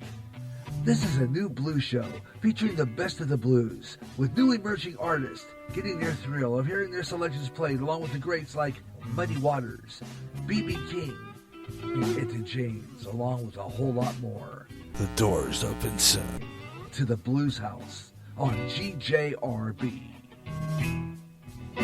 End times are upon us, and we need to know what's happening. Knowing the truth is key to survival. There are lots of news events going on in the world that have certain significance to end time happenings. Listen, as men and women gather to discuss the news and how it lines up with Bible prophecy on the last 7 days. Uploaded to go public every Thursday at 6 p.m. Central and run live every third Friday at 1 p.m. Central, 2 p.m. Eastern, 11 a.m. Pacific on GJRB. Watch. Pray. For we not know what hour the Son of God will return. Prophecy. New World Order. Terrorism. Economic collapse. Wars. Pest. Israel. When they say peace, then cometh sudden destruction. Earthquakes. Volcanic eruptions. End Time Headlines at www.endtimeheadlines.org. GJRB now has a website, and you can visit it on Wix. This is a fabulous site, including photos of GJRB live events and live streaming of GJRB shows. The site changes every week, and I always try to put on new stuff. Check out any new photos on the new link on the upper right-hand side of the webpage and see a great dedication to radio's 100th birthday, including interesting history of America's first radio station, KDKA in Pittsburgh. Watch for postings of coming broadcasts on GJRB on Spreaker, Podbean, and a possible 24/7 stream on Zeno.fm. Check out the GJRB websites on website.com, GaryRustin.website2.me, and now on Wix for live streaming at GaryJ655.wixsite.com/website. See the new neat stuff on all GJRB websites. Visit the new GJRB website. This is a fabulous site, including photos of GJRB live events and live streaming of GJRB shows. Check out the new photos on the Photos and More link on the upper right-hand side of the webpage and see a great dedication to radio's 100th birthday. That's the new GJRB website with live streaming. GaryJ655.wixsite.com/website. The new GJRB website. Visit it today. This is the GJRB Online Network.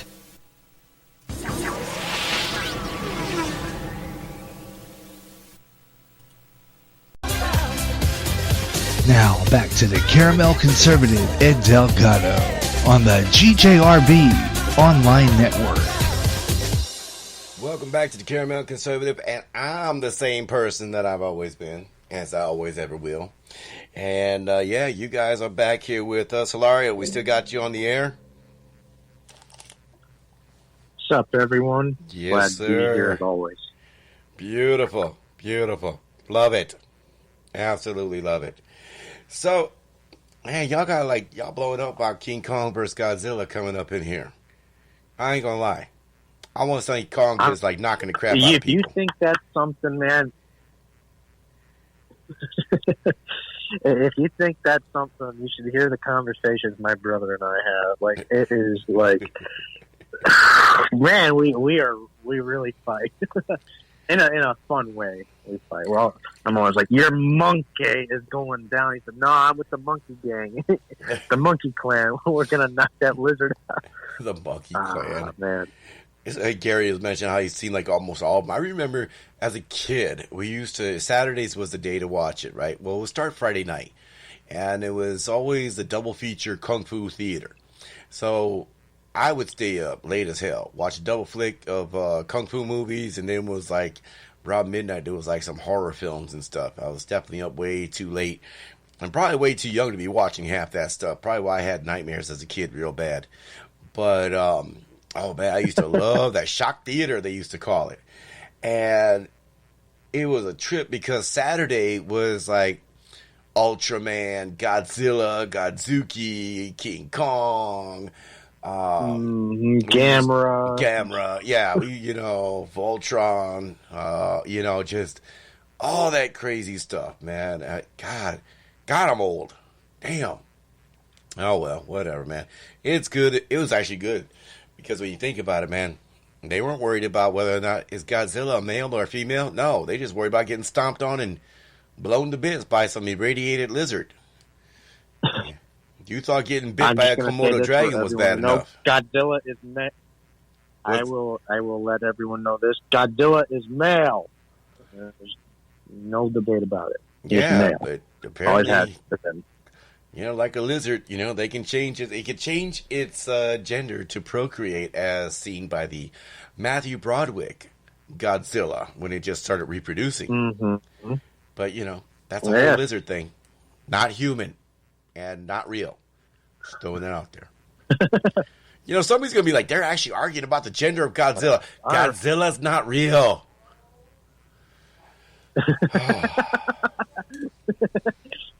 There have been arguments I've heard people on YouTube, they have argued it and debated it. And every time, by the end of the panel, it's just, no, Godzilla is man.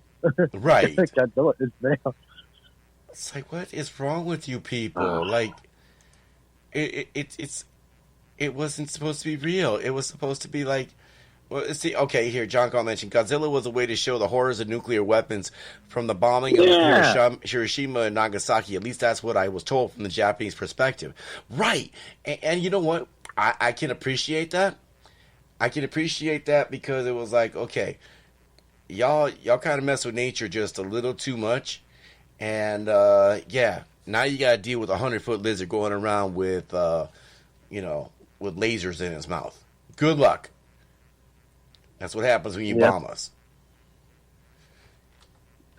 Yeah, don't mess with nuclear weapons. Right. Stop nuking people because, could you imagine doing that in Saudi Arabia? All of a sudden you'd have like this 50-foot scorpion just running around. Oh, man. Run! I can't! It's too big! Before the break. Oh, you can't make this stuff Say up. that again? I say you can't make this stuff. So, speaking about things you can't make up. Now, so you talked about this earlier. And this was an article I actually wanted to get to tonight. And by the way, we're in our last, 15 to 20 minutes or so of the show. Maybe a little longer. We're going to give Hilario his 2 hours. John Gall said, you guys should see some of the people who were burned in the bombings. I actually saw one of the specials about the bombings at Ground Zero, where like people like there's nothing left other than a shadow. Like literally, they were burnt into the wall at Ground Zero of Hiroshima and Nagasaki, and it's fucking crazy. I think there was one guy, and I saw this on the infographics show on YouTube. This guy had to be like the unluckiest guy in the world because he didn't survive just one nuclear blast. Yeah, I know exactly who the hell you're talking about. He survived two. Could you imagine Could you imagine being this guy's like his kids? And dude's like, "Oh man, my arm hurts." It's like, "Boy, I survived 2 nuclear blasts. Get the hell away from me." I think he lived in Hiroshima. Mm-hmm. And the bomb went off, and he survived. But he needed to go to work in Nagasaki. So he took the train all the way to Nagasaki, and that's when the second bomb struck. Right. He lived. And I think he lived until, he lived for a while, which is crazy. You'd think someone exposed to that much nuclear radiation. I was going to say, I think he lived into his 80s or something, didn't he? Say that again? I think he lived into his, late 80s. Yeah, 84, I think, was his age that he died at. I'll look that up real quick. But, yeah, that man, that man is if I was the Japanese government, and I saw that this one man survived not one, but 2 atomic bombs. This man gets everything. You know what? Make him the new emperor. Yeah, at this point, it's like, listen, bro.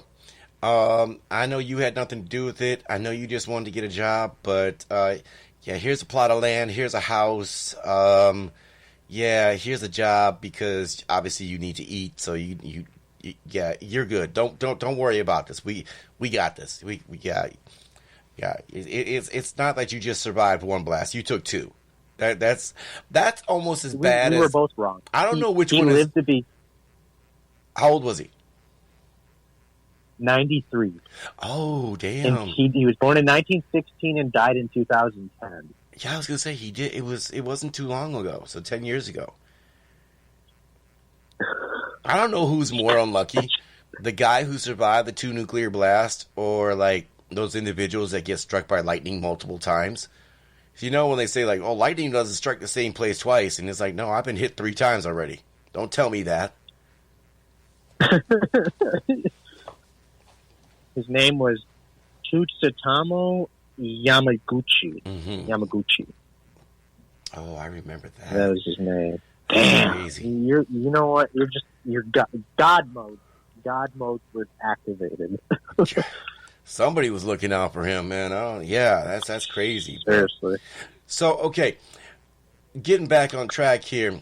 So, we talk about the culture wars and stuff like that, things going on, and it's interesting because with everybody trying to cancel things, it becomes more and more apparent to me every day that I think those of us on the right, we need to make sure that we're creating our own things. We need to start being on more decentralized platforms so that way we can actually create things and not be canceled. And this is, I think, one of the things. Before I even get to that, I need to read this because Christine makes an excellent point here. She mentioned how the Japanese chose to handle the whole situation was really inspiring to me. And this was, let's see, John Call mentioned, and more people died in the firebombing in Tokyo than in Nagasaki and Hiroshima combined. But also, if you look at the nuclear meltdown in Fukushima, now I think this might be what Christine might be referencing, but this is probably, I think, more cultural to them too. A lot of the old people volunteered to go save people and do the more risky jobs so that the young people can survive. And that really speaks a lot to their culture, and I find it just amazing because a lot of people say, why can't we be more like this culture? Why can't we be more like that? Well, for Swedes, it's very easy for Swedes to be Swedish because they're all Swedish. They can have a homogenized society. The Japanese can do that because they're all Japanese. Here in America, we are all hyphenated. We are all this. We're all that. I've actually considered changing the name of the podcast because, initially I wanted to do the podcast as kind of a conservative perspective from a Hispanic male's view. But the more and more I get into this, it's like, dude, I am so beyond that now. It's like I need to have something different. I don't know. But it's just a thought. But right. Anyway, Christine's point is absolutely amazing here because she said, like, the old, they volunteered because it's like, I already lived a full life. I'm probably going to die in 3 years anyway. Let me go in. I got this. John Galt mentioned, fun fact, the U.S. had 7 more atomic bombs ready to go if Japan didn't surrender. Could you imagine 7 more bombs going off? It's like, dude, okay, enough. That's a little overkill. Might be just a little too much. How much of Japan is left? 3 inches. Amazing. So, okay. We're talking transgender stuff and everything. So, obviously, you're aware. And I was looking up some stats here. I was trying to find out how many transgender people there are in the U.S. And I didn't really come across anything firm. Very small number. But the closest thing I was able to find was from the Human Life International defending life and family around the world. And this was an article from September 16th of 2020 that said, according to the CDC, about 1 million people in the U.S. identify as transgender. That's about 6%. 6%. No. That's about 0.6% of the U.S. population. So not even 1%. Just a little more than 0.5%. Yeah. Okay? And I'm always curious. Now, I'll be the first one to tell you, and I'm going to preface anything I say, that if an individual wants to be a transgender person, if they want to live like it's trick-or-treat 24/7, if they actually have, gender dysphoria, God bless you. I hope you get the help you need. I hope playing dress up makes you feel better. I hope that you don't present yourself as something that you're not and be honest with people. Because unfortunately, I think that's why certain crimes are committed against them. And I'm not saying they deserve that. They don't. I don't think anybody in the LGBTQ alphabet people community deserve any violence perpetuated against them. As a matter of fact, I remember in a past life, in a former job I used to have, I had a guy who was he's really skittish about, telling me he was gay. I was like, dude, I already knew. It's like, well, I didn't know how you'd handle me. I'm like, same way I always have. I'm going to talk shit to you. It's what I do. You know this. I don't care. That's your business. That ain't mine. He was a good guy. He's the type of guy who would give you the shirt off his shoulder, But I'm also the type of person that I'm going to give you shit no matter what. But also, if you picked on this guy because he was gay, then I'd have to whoop your ass because I don't see any reason why you need to do that. It's just, there's really no need for that. Worse yet, if you try to assault them, somebody needs to stand up for people. Bottom line, that's all there really is to it. If you're a good person, we stand up for you. But here's the thing. And I really don't understand it with the American communists these days, because they want to take all these marginalized groups, less than 1%, a couple percent here, and they want to treat it like it needs to be the rule. It is the end-all, be-all. Case in point, so you have these trans females, these male-to-female trans individuals, and they're going into these female sports, and they are literally dominating the shit out of it. And they are taking away scholarships and awards and championships from these young ladies that have literally worked their entire lives to get to the pinnacle of their sport, only to be outshined by a biological man. First, let me get your take on that before I get into the article.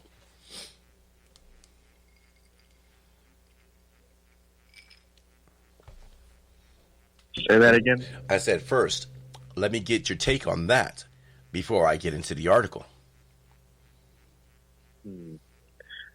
Well, the whole, like you said, if people want to consider themselves transgender, that is their choice.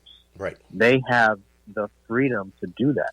Do I 100% agree with it? No. Do I find it kind of weird? Mm-hmm. Well, yeah, because I didn't grow up living around that. I not saying that.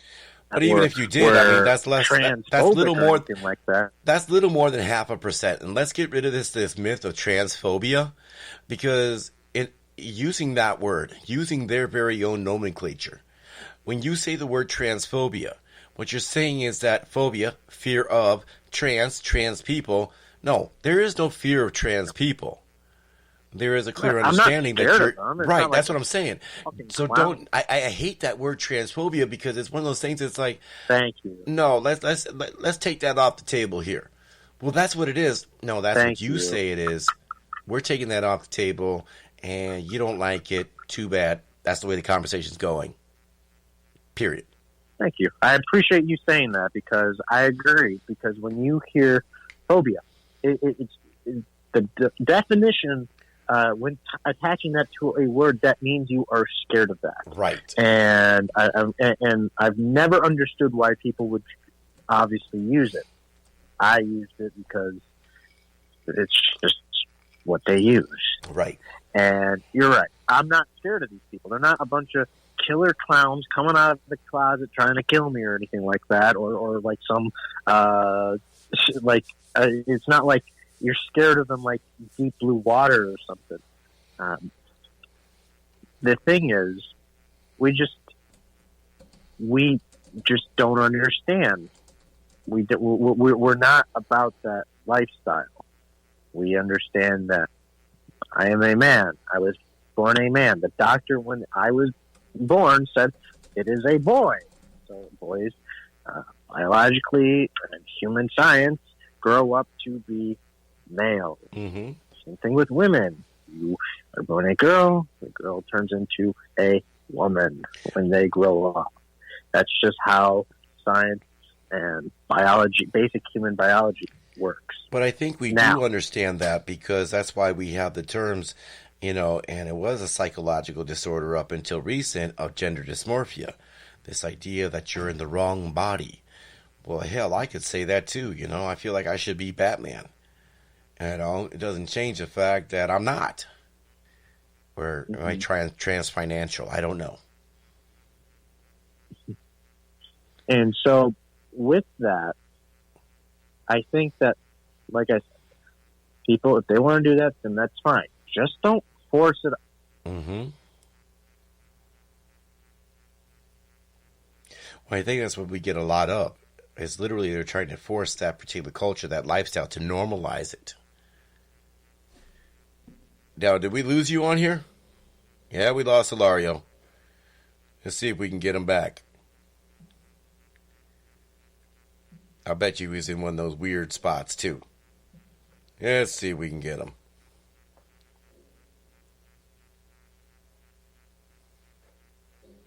See if we can get the Skype going here. Come on now. All right, here we go. Let's get him back up in here. All right, so we're going to get Hilario back up online here. Unless his phone died on him.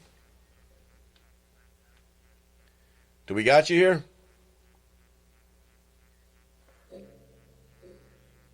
Hang on here. You're not coming in. Let's try one thing here.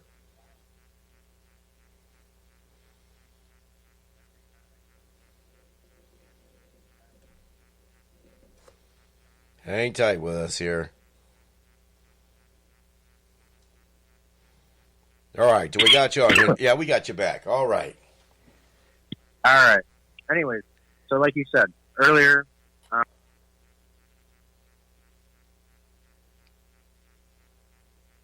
and we just lost Hilario again. Man, what's going on, brother? All right, Hilario, try to give us a call back here.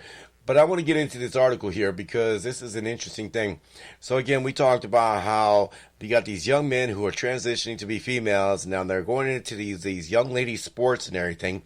They are just dominating the field. Well, in Missouri, there's actually a bill being proposed, and they're voting on it. Is House Joint Resolution 53.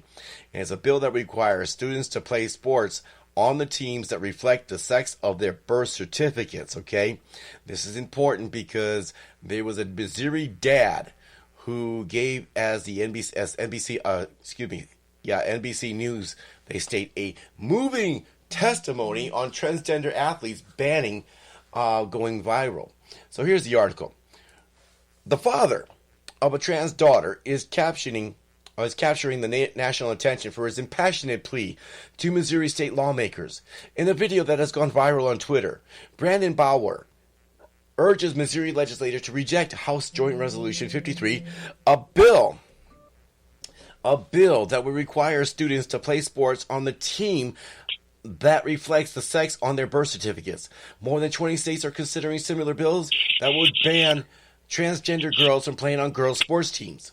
While speaking at the state legislature on March 3rd, Ballard introduced himself as a business lawyer, a Christian, and the son of a Methodist minister. By the way, if he's a Christian, he failed in teaching his kids proper, but that's a whole nother story. I know we're dealing with mental illness, but there's certain things you can certainly do. And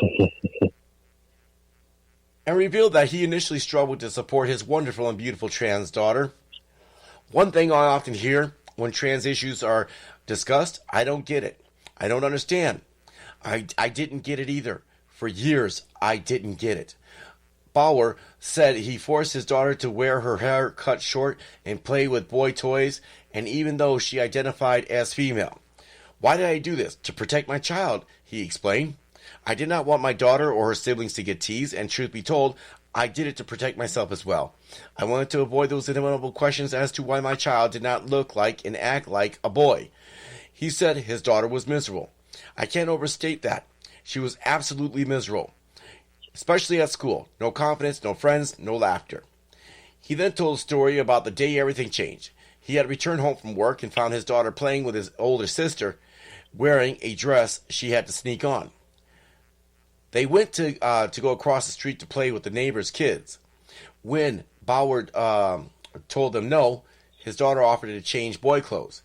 If he took off the dress, then he could stay a bit longer. It was then it hit me. My daughter was equating being good with being someone else. I was teaching her to deny who she is. As a parent, the one thing we can't do is silence our child's spirit. So, on that day, my wife and I stopped silencing our child's spirit.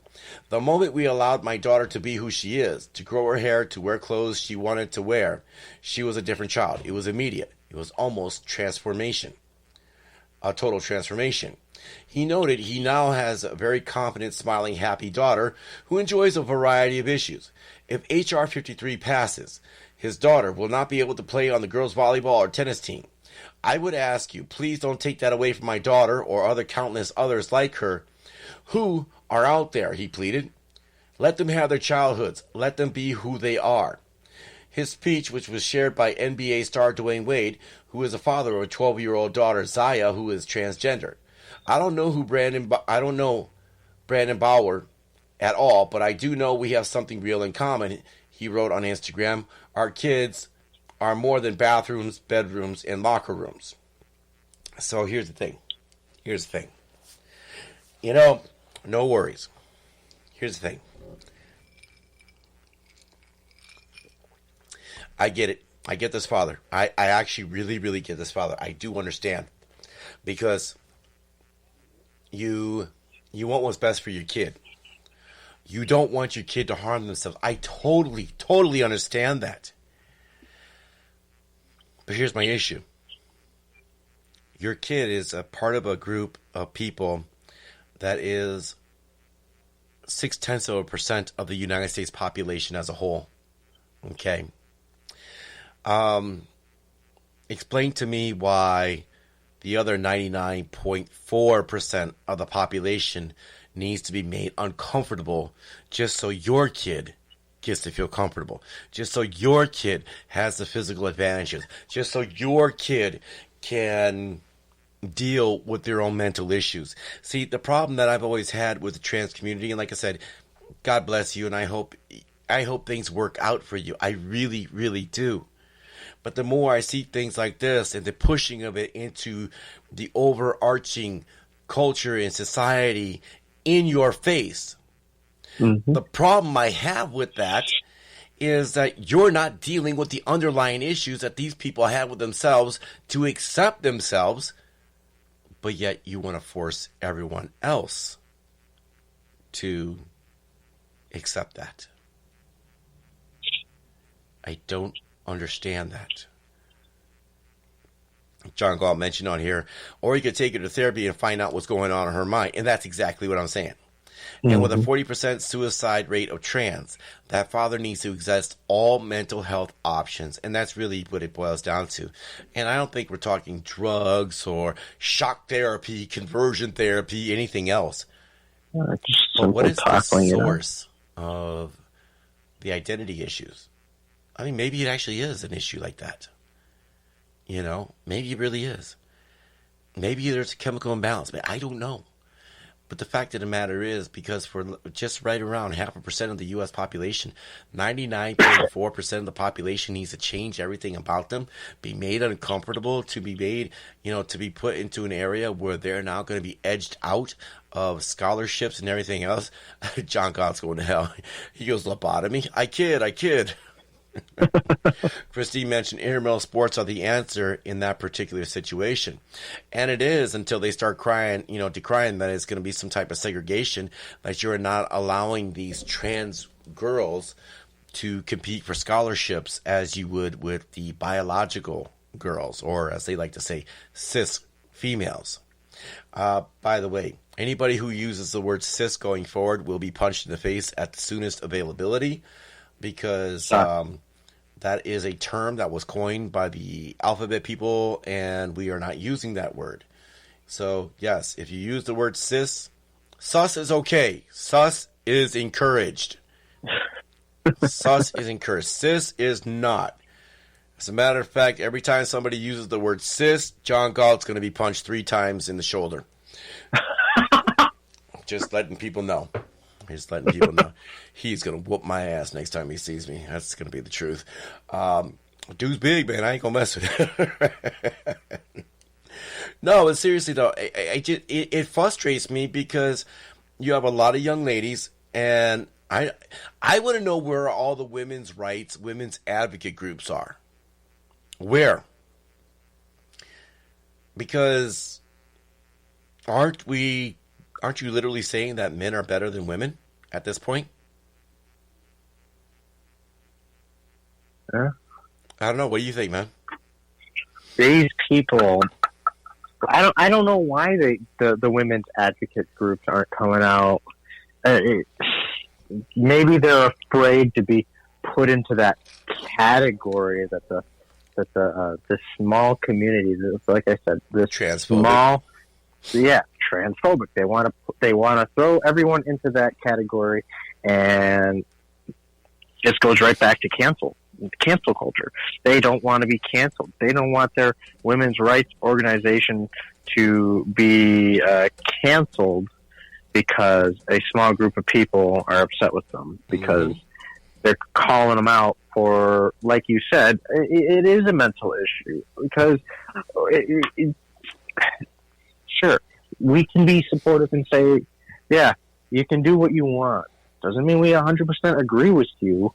And these people, they need to go and talk to somebody. They need to talk their issues out. And I think a lot of it is, some of it is attention seeking. Some people want attention from other people, whether it's just people turning their heads and watching them or looking at them or talking about them. And another part is, yeah, maybe they don't fit in at school. So when they feel that they don't fit in, which at some point everyone doesn't fit in. I mean, name a time when you finished. That's a great point. And I just thought about that. I just thought about that now. It's like at some point, all of us have either not fit in or we were kind of the weird kid, or just like, oh, it's that kid. Well, I was, just because I was a big nerd, and I was kind of annoying when I was younger. But that's what kind of, I feel, pushes these people to do this stuff themselves. They feel so out of place, out of touch from the reality and everyone else in school, that they're like, well, what's the point of just being this regular old me? I can be whoever the hell I want. I can make myself look whatever way I want. So they do that to themselves, and later on, they regret it. Some of them regret it. It's like, why did I do this to myself? Well, and I think, and I think that's a double-edged sword that can go a number of different ways. I mean, I've heard of, gay men who got married, they did everything, had kids, everything else like that. And, they're in their 40s and 50s, and all of a sudden they realize, you know what, I really am gay. And they put themselves through everything, and now they have families and everything. They're putting their families through all that. And, that's just hard as hell. Do I think that there's some issues there? Yes, certainly. And I think they need to have that resolved. And Christine made a great comment here. She mentioned, I do realize it's a mental health issue, and everyone in this country, however, does have the right to life, liberty, and the pursuit of happiness. And I don't think anybody here disagrees with that. I think when we look at, especially for individuals with mental health issues, I think just for anyone in general, you do have the right, especially to that pursuit of happiness. But unfortunately, it doesn't mean that we're all going to get it either. Especially if you have mental health issues that aren't addressed, or somebody is literally enabling you. And I think that's kind of where we've gotten to. I actually believe that the COVID lockdowns and everything else have really exacerbated the problem even more so. I mean, when we look at the teen suicide rate at this particular point, I mean, teens are conflicted as it is. And as you so eloquently stated, at some point, all of us have always felt like the odd man out. We fell out of popularity if we were the cool kid at one point or whatever. And it's one of those things where it's like, at what point are we going to be serious about that? John Galt mentions on here that the federal government wants to give a firearm buyer a mental health exam, but those who are trans, but not for those who are trans. How does that work? And I think people certainly need a lot of freaking help. I mean, it's frustrating because, like I said, I get where this father's coming from. I really do. A father willing to do everything. Exactly. Like, there's movies, TV shows, everything are surrounding that whole idea. Wanting the best for your kid. Give them what you couldn't have, or make them happy. You're exactly right. Go on, though. Go on. No. Go ahead, man. Oh, no, that was the end of my statement. So you're right. It is frustrating because, and again, this is one of those cultural issues that we got to deal with. And I think, unfortunately, we're seeing more and more of it being pushed down our throats. If you pay attention to any of the commercials that are pumped out, you'll notice more of this being pushed down your throat. Look at, God, I can't remember what position this individual was. It wasn't Health and Human Services, was it? Yeah, it was a Deputy Secretary for Health and Human Services. A trans individual. Oh, my God. Yeah. So, I mean, it's like, wait a minute. You're probably not the person I need to be getting health advice from. That's all I'm saying. Not that you're not qualified, but you might be unqualified. Just throwing that out there. But, all right, man. I gave you your 2 hours, brother. I appreciate it. I got my fix for tonight. I really appreciate it. People don't understand. Sometimes I need this. I need these 2 hours. I understand. And, at some point, I might need to go and talk to somebody about it. So if you're having issues, you need to go talk to someone about it. But it hasn't become an issue yet. Well, anytime we got something like that, we always want to make sure that, we're there for people. We want people to pay attention, to listen, to get their 2 hour fix. Yeah, amen to that. But it was great just going over all this stuff. I mean, probably next week there'll probably be 20 more other things that will happen in the world or just in this country alone. Who knows, maybe even the state. Always is. Shit, I just remembered something. The judge, I think it was like the county judge on the circuit court in Milwaukee, just got arrested for allegedly child pornography. Oh. And now this guy, here, I got it right here. Let me pull it up real quick. This guy, he defeated, Milwaukee County Judge Brett Bloom arrested on tentative child pornography charges.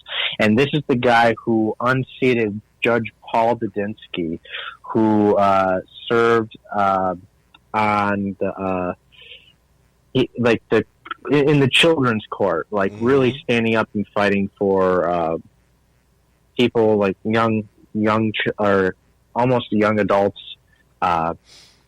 teenagers before they become adults. Preteens. Preteens, yeah. Right. With issues that they've been involved in with the law.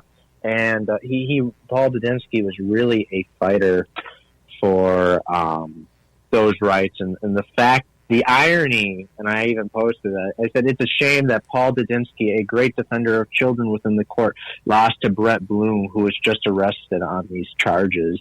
The irony is just so mind-boggling. It's just like, how can... It's like, what the hell? That's one of the things I wanted to talk about. It's like, why? Just why? And he was on the same position that Didinsky was on, the children's court. Sure.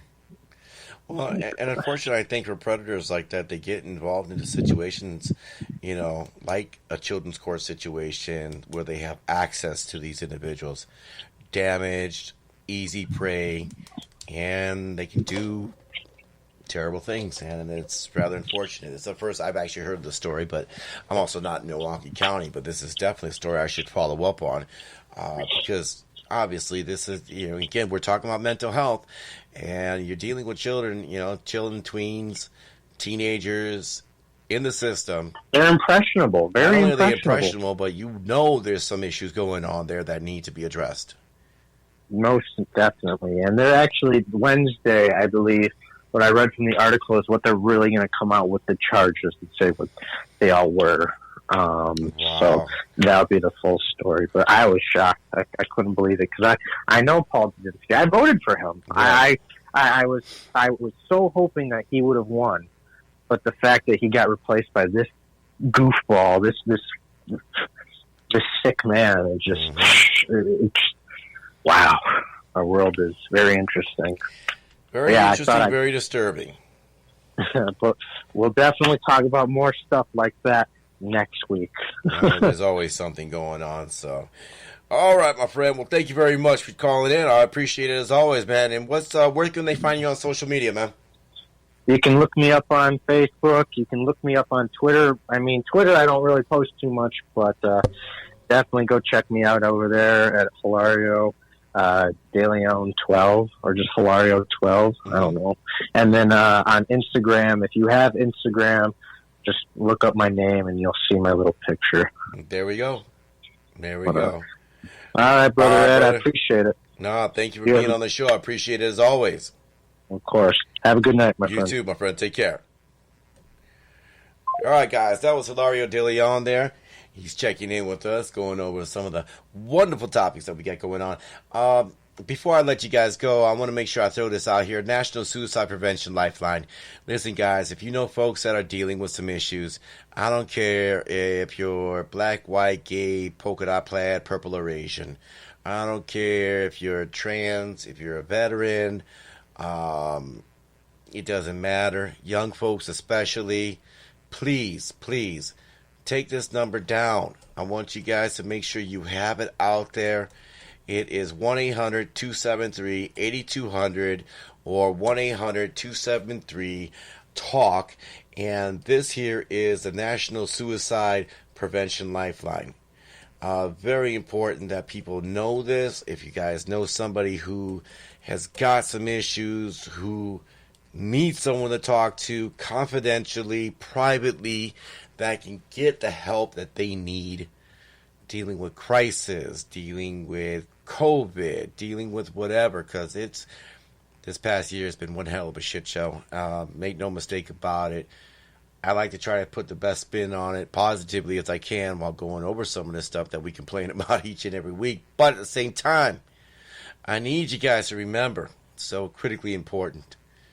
As we learned from that last story, you got sick individuals out there. And by sick, I mean people that prey on children. You got individuals out there that do bad things. You got individuals out there that want to take the things that you work for.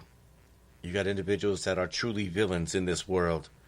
And as I tell you each and every week, you got to remember that as much as that there are villains in this world, so too are heroes. And as soon as you understand that you too can become a hero, you'll understand that you can be the hero that you've been looking for in your life. Stop looking for someone else to be the hero. It's time for you to step it up. Step it up for yourself. Step it up for your family, your community, your state, your country. Do what you need to do to become the best version of yourselves you can be. Go out there, kick the day's ass, because that is what all days are for. It's International Ass Kicking Day, folks. Make it happen. So until next week, 8 p.m. Central Standard Time, I'll be putting out more information on our new decentralized platforms. I'm out. Good night. God bless you. God bless the United States of America. Peace.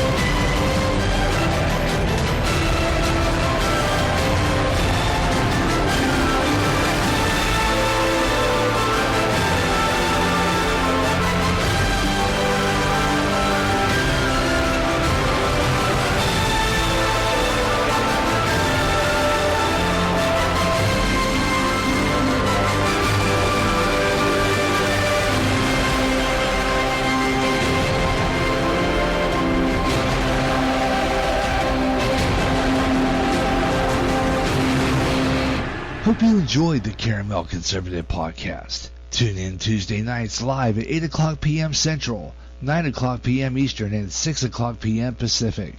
Stay tuned now for the Gary Rustin program Saturday Extra on GJRB. You hear great jazz on GJRB with the best of jazz, up-and-coming jazz, smooth jazz, and smooth afternoon. If you can't get enough of jazz and you live in the Quad Cities area, tune in to KALA, St. Ambrose University in Davenport, Iowa, at 88.5 on the FM dial. Along with some of that great smooth jazz, you'll hear a lot of great jazz programming, and programming in other great music formats, like blues, urban, including rap, also classic R&B and Motown with David Baker on Rewind, Friday nights at 6 p.m. Central. In addition, you get programming in Spanish and some great gospel programming too. For more information on that great programming you'll hear, check out their schedule at www.sau.edu/KALA.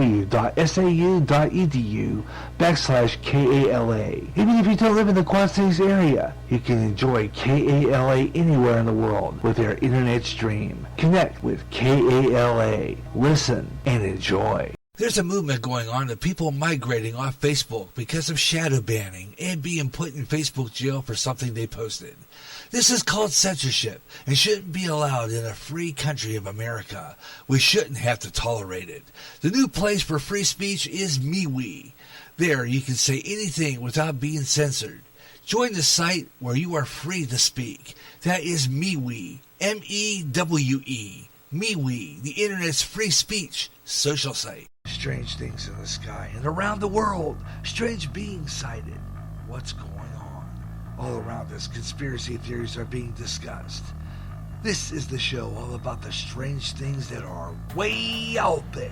I'm Gary Russ, and this Way Out There's back with more weird stories of the strange and the bizarre. Keep looking up in the sky and let me know what you see. Way out there. Every third Friday of the month at 3 o'clock Central and anytime on GJRB. Remember when FM stations played the kind of music that was instrumental, soft, easy? It's back. Easy Nights with artists like 101 Strings, Montalbani, Ray Conniff Singers, to Frank Sinatra, Harry Conniff Jr. and more. This is the beautiful sound that you heard on the FM radio 24/7. Wind down after a hard day's work and listen to music that used to occupy a number of spots on the early FM dial. In restaurants, in doctor's offices. Yes, it's music, but it's good. Easy Nights, Sunday with a worship version. Monday, Tuesday, and Thursday nights at 11 p.m. Central. Wednesday nights at midnight Central on GJRB.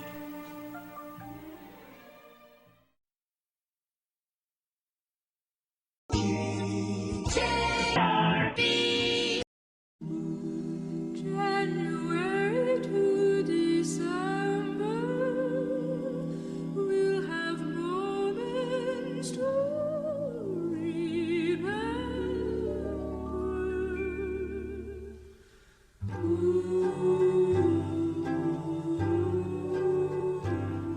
The New Year's Eve we did the town, the day we tore the goalpost down.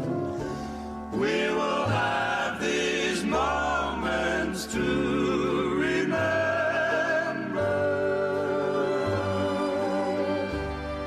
The quiet walks, the noisy fun, the ballroom prize we almost won. We will have these moments to remember.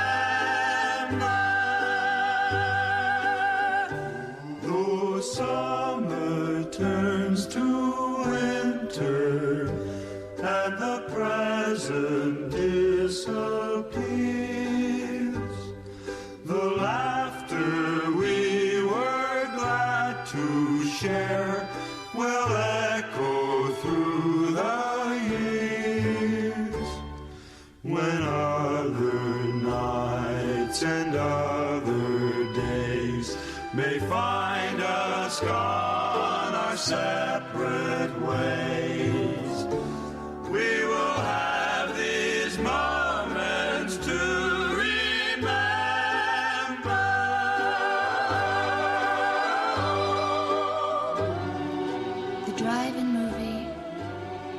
where we'd go, and somehow never watch the show.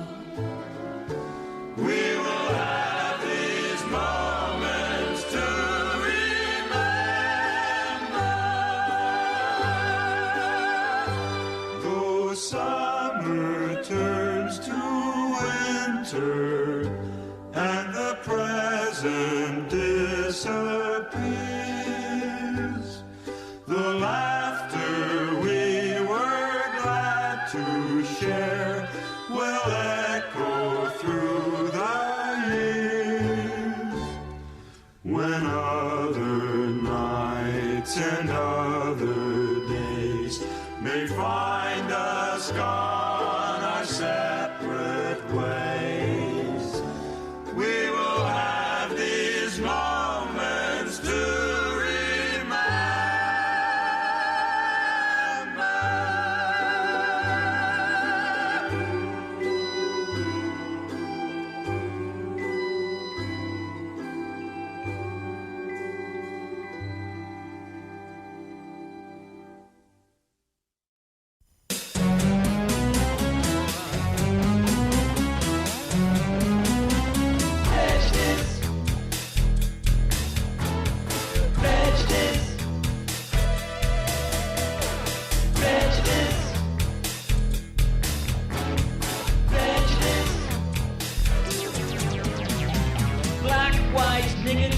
What does it matter to you? The people that give the color of skin offer the religion there in your prejudice. Blind, cold, calculated prejudice. Oh, you're just so prejudiced. Ignorant, misguided prejudice. Oh, like yourself goes not the same. Pull them down and call them names. Show favoritism to them you know. As for the rest, they'll have to go. Macho man, money talks, it's in the bag. She's a dyke, he's a fag. Prejudice, so many things in town. Prejudice, oh yeah, are you prejudice? Could this be true? Yes. Prejudice, it's a cancer in the nation. Breeding fear and exploitation. We don't need these bias, bigoted prejudice. Oh yeah, are you prejudice? Oh yeah, are you prejudice? Oh yeah, are you prejudice? Freedom of thought, freedom of choice, freedom to buy, freedom to voice, freedom to abuse, freedom to kill, freedom to destroy the better or ill. Calling names, playing games, national pride and homicide. But that old vision of a bruised paradise, it seems we fall for the devil's lies. Prejudice, blind, cold, calculated prejudice. Oh, you're just so prejudiced. Ignorant, misguided prejudice. It's a cancer in the nation. Breeding fear and exploitation, traveling justice into humiliation. We don't need this bias, bigoted prejudice. Oh yeah, are you prejudice? Could this be true? Yes. Yes.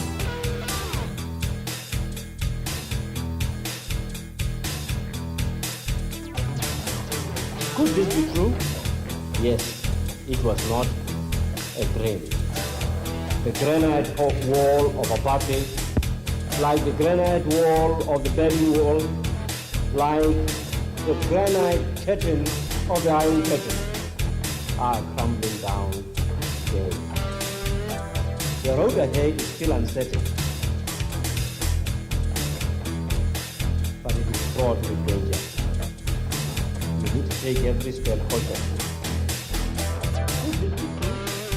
Yes.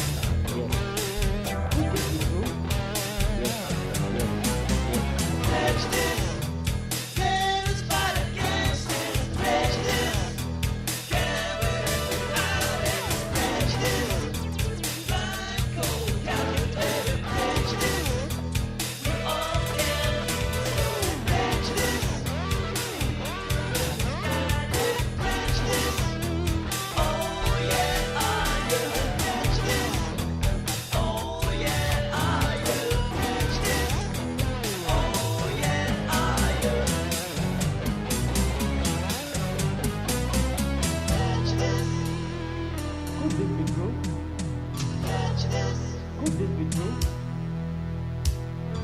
Did bro?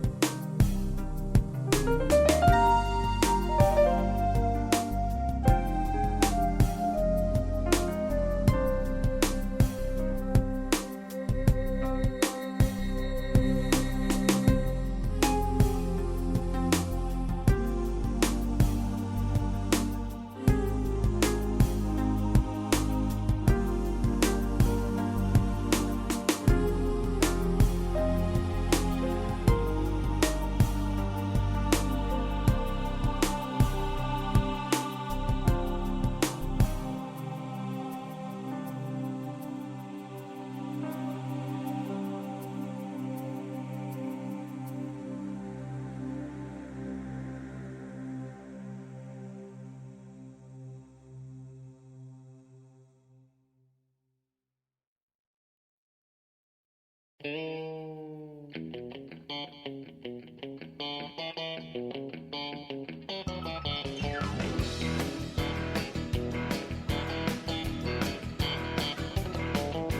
was an old truck parked behind the barn. Daddy said it was there when he bought the farm. And it'll be mine when I'm old enough to drive. He said that it may not look like much, but every cowgirl needs a pickup truck. When it's done, you won't believe your eyes.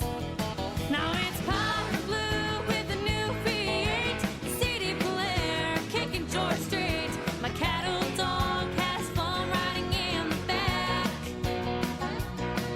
It'll pull a horse on down the road 'cause it's so fine, even though it's old.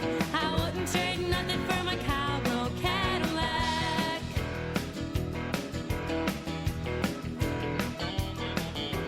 When I go to the rodeo where they park them trucks row after row, I hear those cowboys yell when I drive up. Daddy told me to pay 'em no mind. Cowboys yell most all the time. I guess they're all in love with my old truck. Now it's powder blue with a new V8, CD player kicking George Street. A cattle dog has fun riding in the back. Now it'll pull a horse on down the road 'cause it's so fine, even though it's old. I wouldn't trade nothing for my cowgirl Cadillac.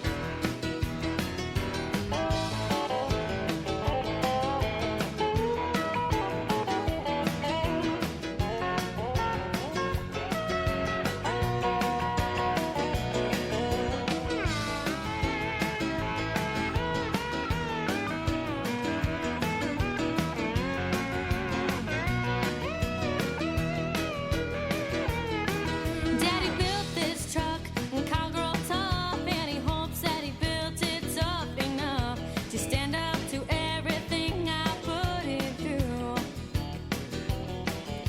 It works real hard every day, feeding cows and hauling hay. Come Saturday night, it'll look like it's brand new. Now it's powder blue with a new V8, CD player kicking George Street. My cattle dog has fun riding in the back. It'll pull a horse on down the road 'cause it's so fine, even though it's old. I wouldn't trade nothing for my cowgirl Cadillac.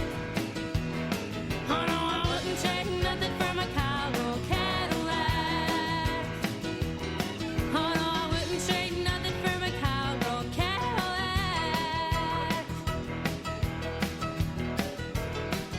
Is that a fine looking old truck or what?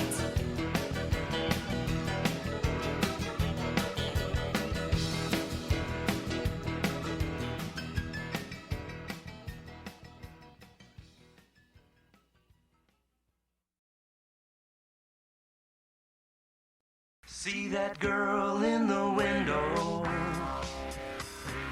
She's got a lot of grace. See that girl in the window? She's got a lovely face. But what she doesn't know is that I wanna make her mine. See that girl in the window?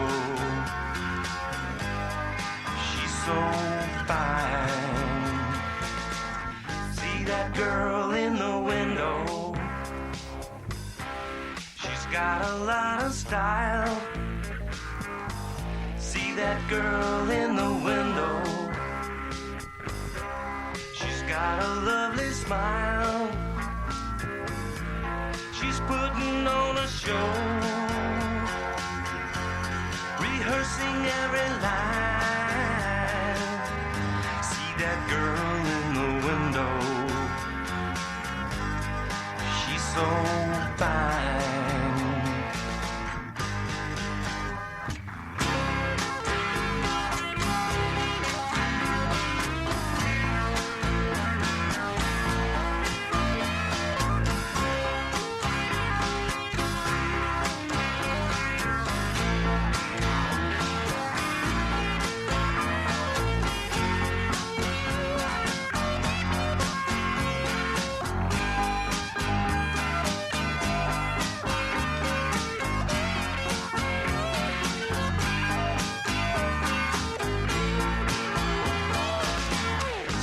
that girl in the window.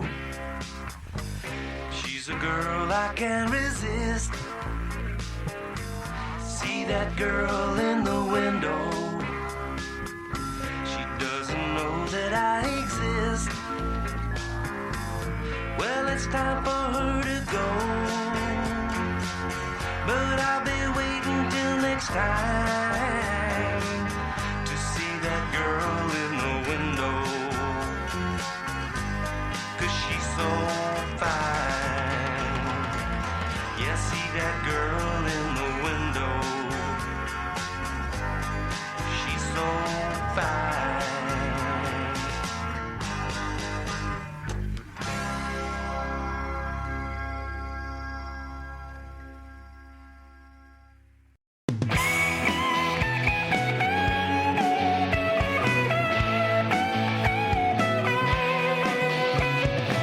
I know it's a matter of proximity. Too much of you, too close to me. What guy could ever not notice just how special you really are? Wrap your arms around me till you can't tell who is who. Melt into me and I'll melt into you. I admit it's a false closeness. It'd be easy to fall and fall hard. And you smile with that fresh glow and whisper to me, go for it. Wrap your arms around me until we can't tell who is who. Melt into me and I'll melt into you.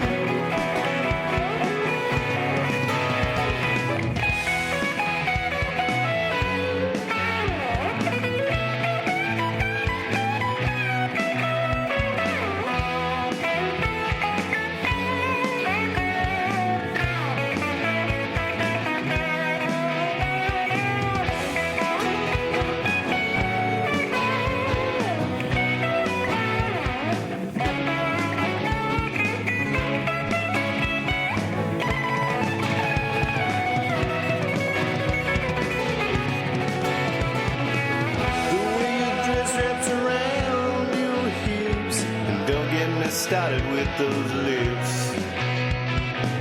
You're the one that I've been waiting for, and everything about you just fits. Wrap your arms around me until you can't tell who is who. Melt into me and I'll melt into you.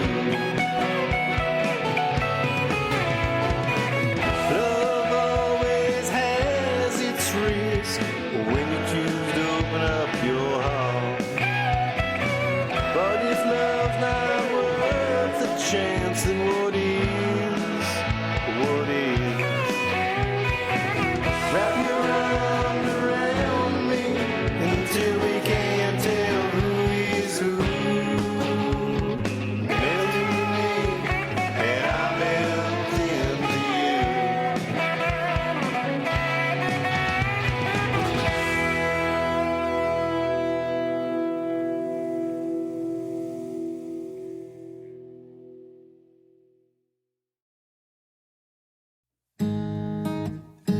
Coffee at midnight. No, it's just your eyes. Sit in the silence, taking the quiet. Can I pull you down? Lay here, just shut out whatever they say. Baby, just for today. Flashback, his hand on my neck. Brown eyes, my guy, my love. Mistakes, heartbreak. We say you can't take this love from us. Now it's getting serious. Talking about the real stuff. I don't know what to do. Can't leave this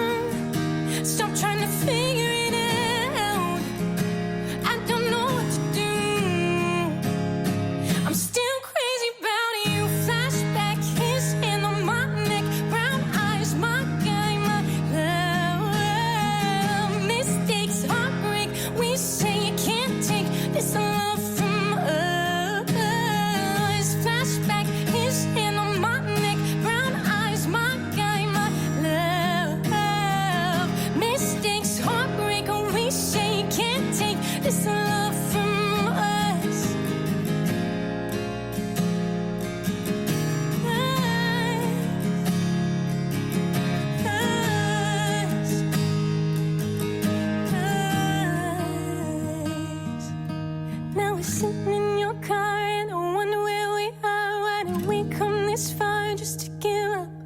You were everything I need and now I'm struggling to breathe. Why did we have to fall in love? Now we're sitting in your car and I wonder where we are. Why did we come this far just to give up? You were everything I need and now I'm struggling to breathe. Why did we have to fall in love?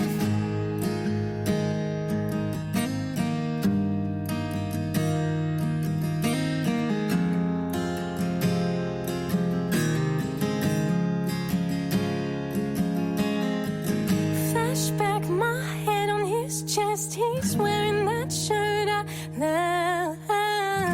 Regret that day when we said you can't take this love from us. Coffee at midnight. No love in your eyes. Can't take the quiet. Sit in the silence.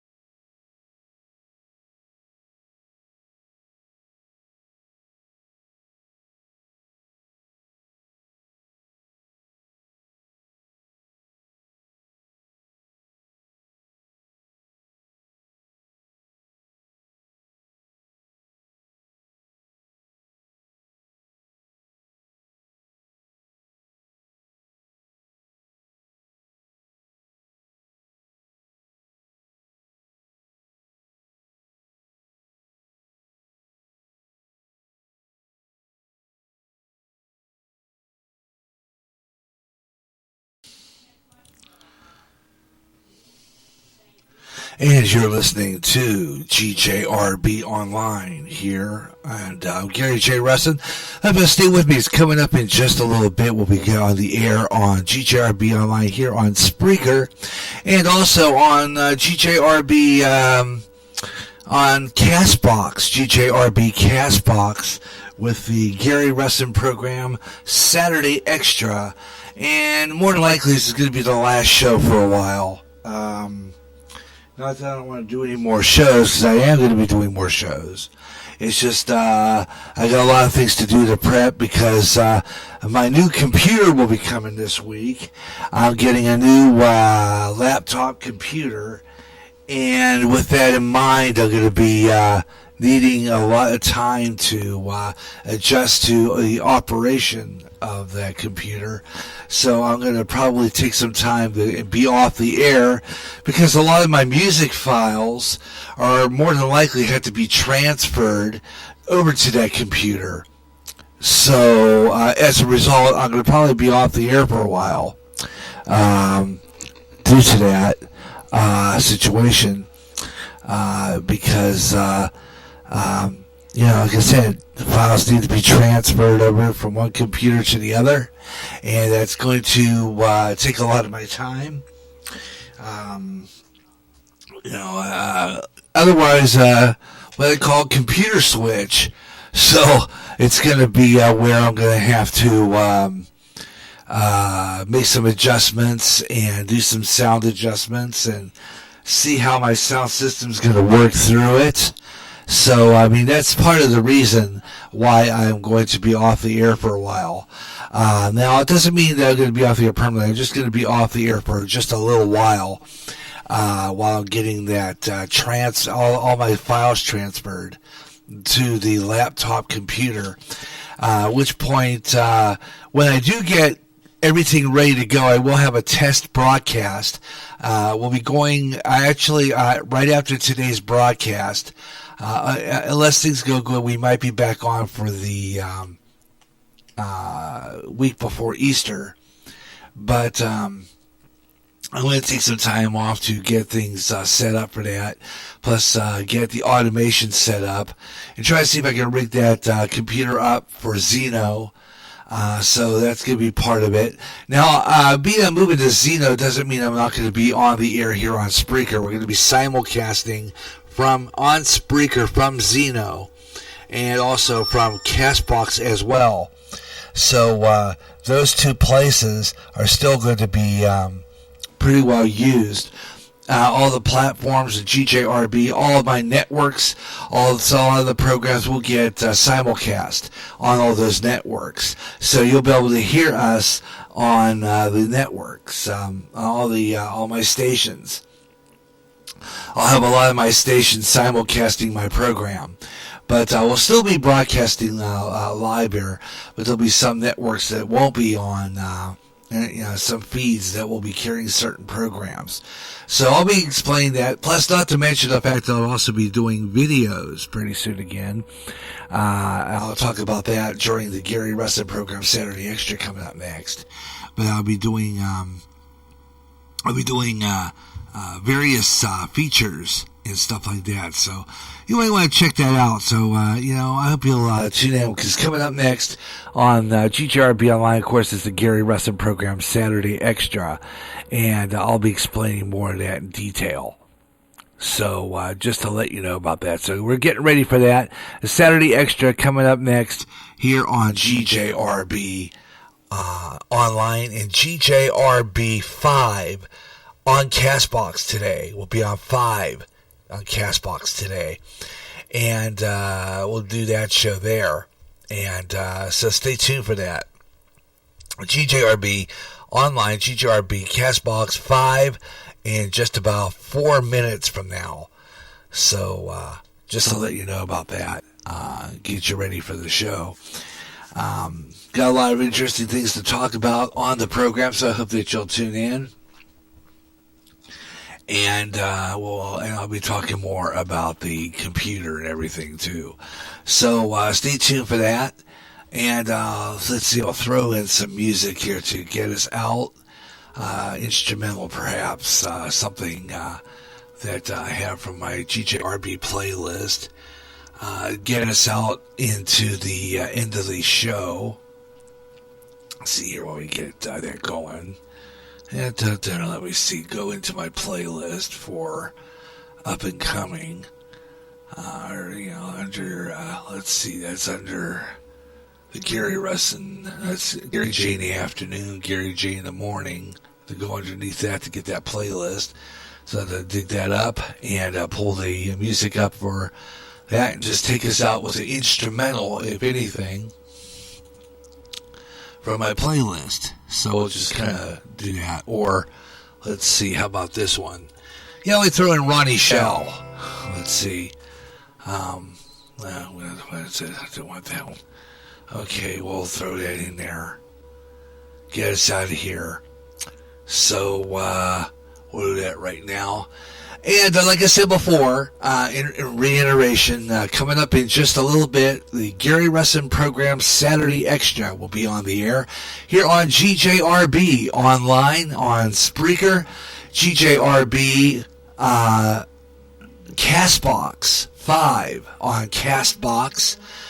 For the Gary Russin program Saturday Extra coming up next, and that show will eventually be heard on our new Zeno Stream Live when we get the new laptop, and I'll be talking about that coming up next on the Saturday Extra. So stay tuned for that here on the GJRB Online Network, and locally on a 9-foot signal, Spreaker FM 88.9 KSPR LPFM Clinton, Iowa. The Gary Russin program Saturday Extra is next, right after Ronnie G. If you wanna be loved, well, baby, you gotta love me too. If you wanna be loved, baby, you gotta love me too. Oh yeah, 'cause I ain't for no one-sided love affair. If you wanna be kissed, well, you gotta kiss me too. Oh yeah, if you wanna be kissed, baby, you gotta kiss me too. Oh yeah, 'cause I ain't for no one-sided love affair. Well, a fair exchange bears no robbery, and the whole world will know that it's true. Understand and solve those problems, baby, that's what I'm telling you. If you wanna be hugged, well, you gotta hug me too. Oh yeah, if you wanna be hugged, baby, you gotta hug me too. Oh yeah, cause I ain't for no one-sided love affair. Well, a fair exchange bears no robbery, and the whole world will know that it's true. Understanding solve those problems, baby, that's what I'm telling you. If you wanna be loved, baby, you gotta love me too. Oh yeah, if you wanna be loved, baby, you gotta love me too.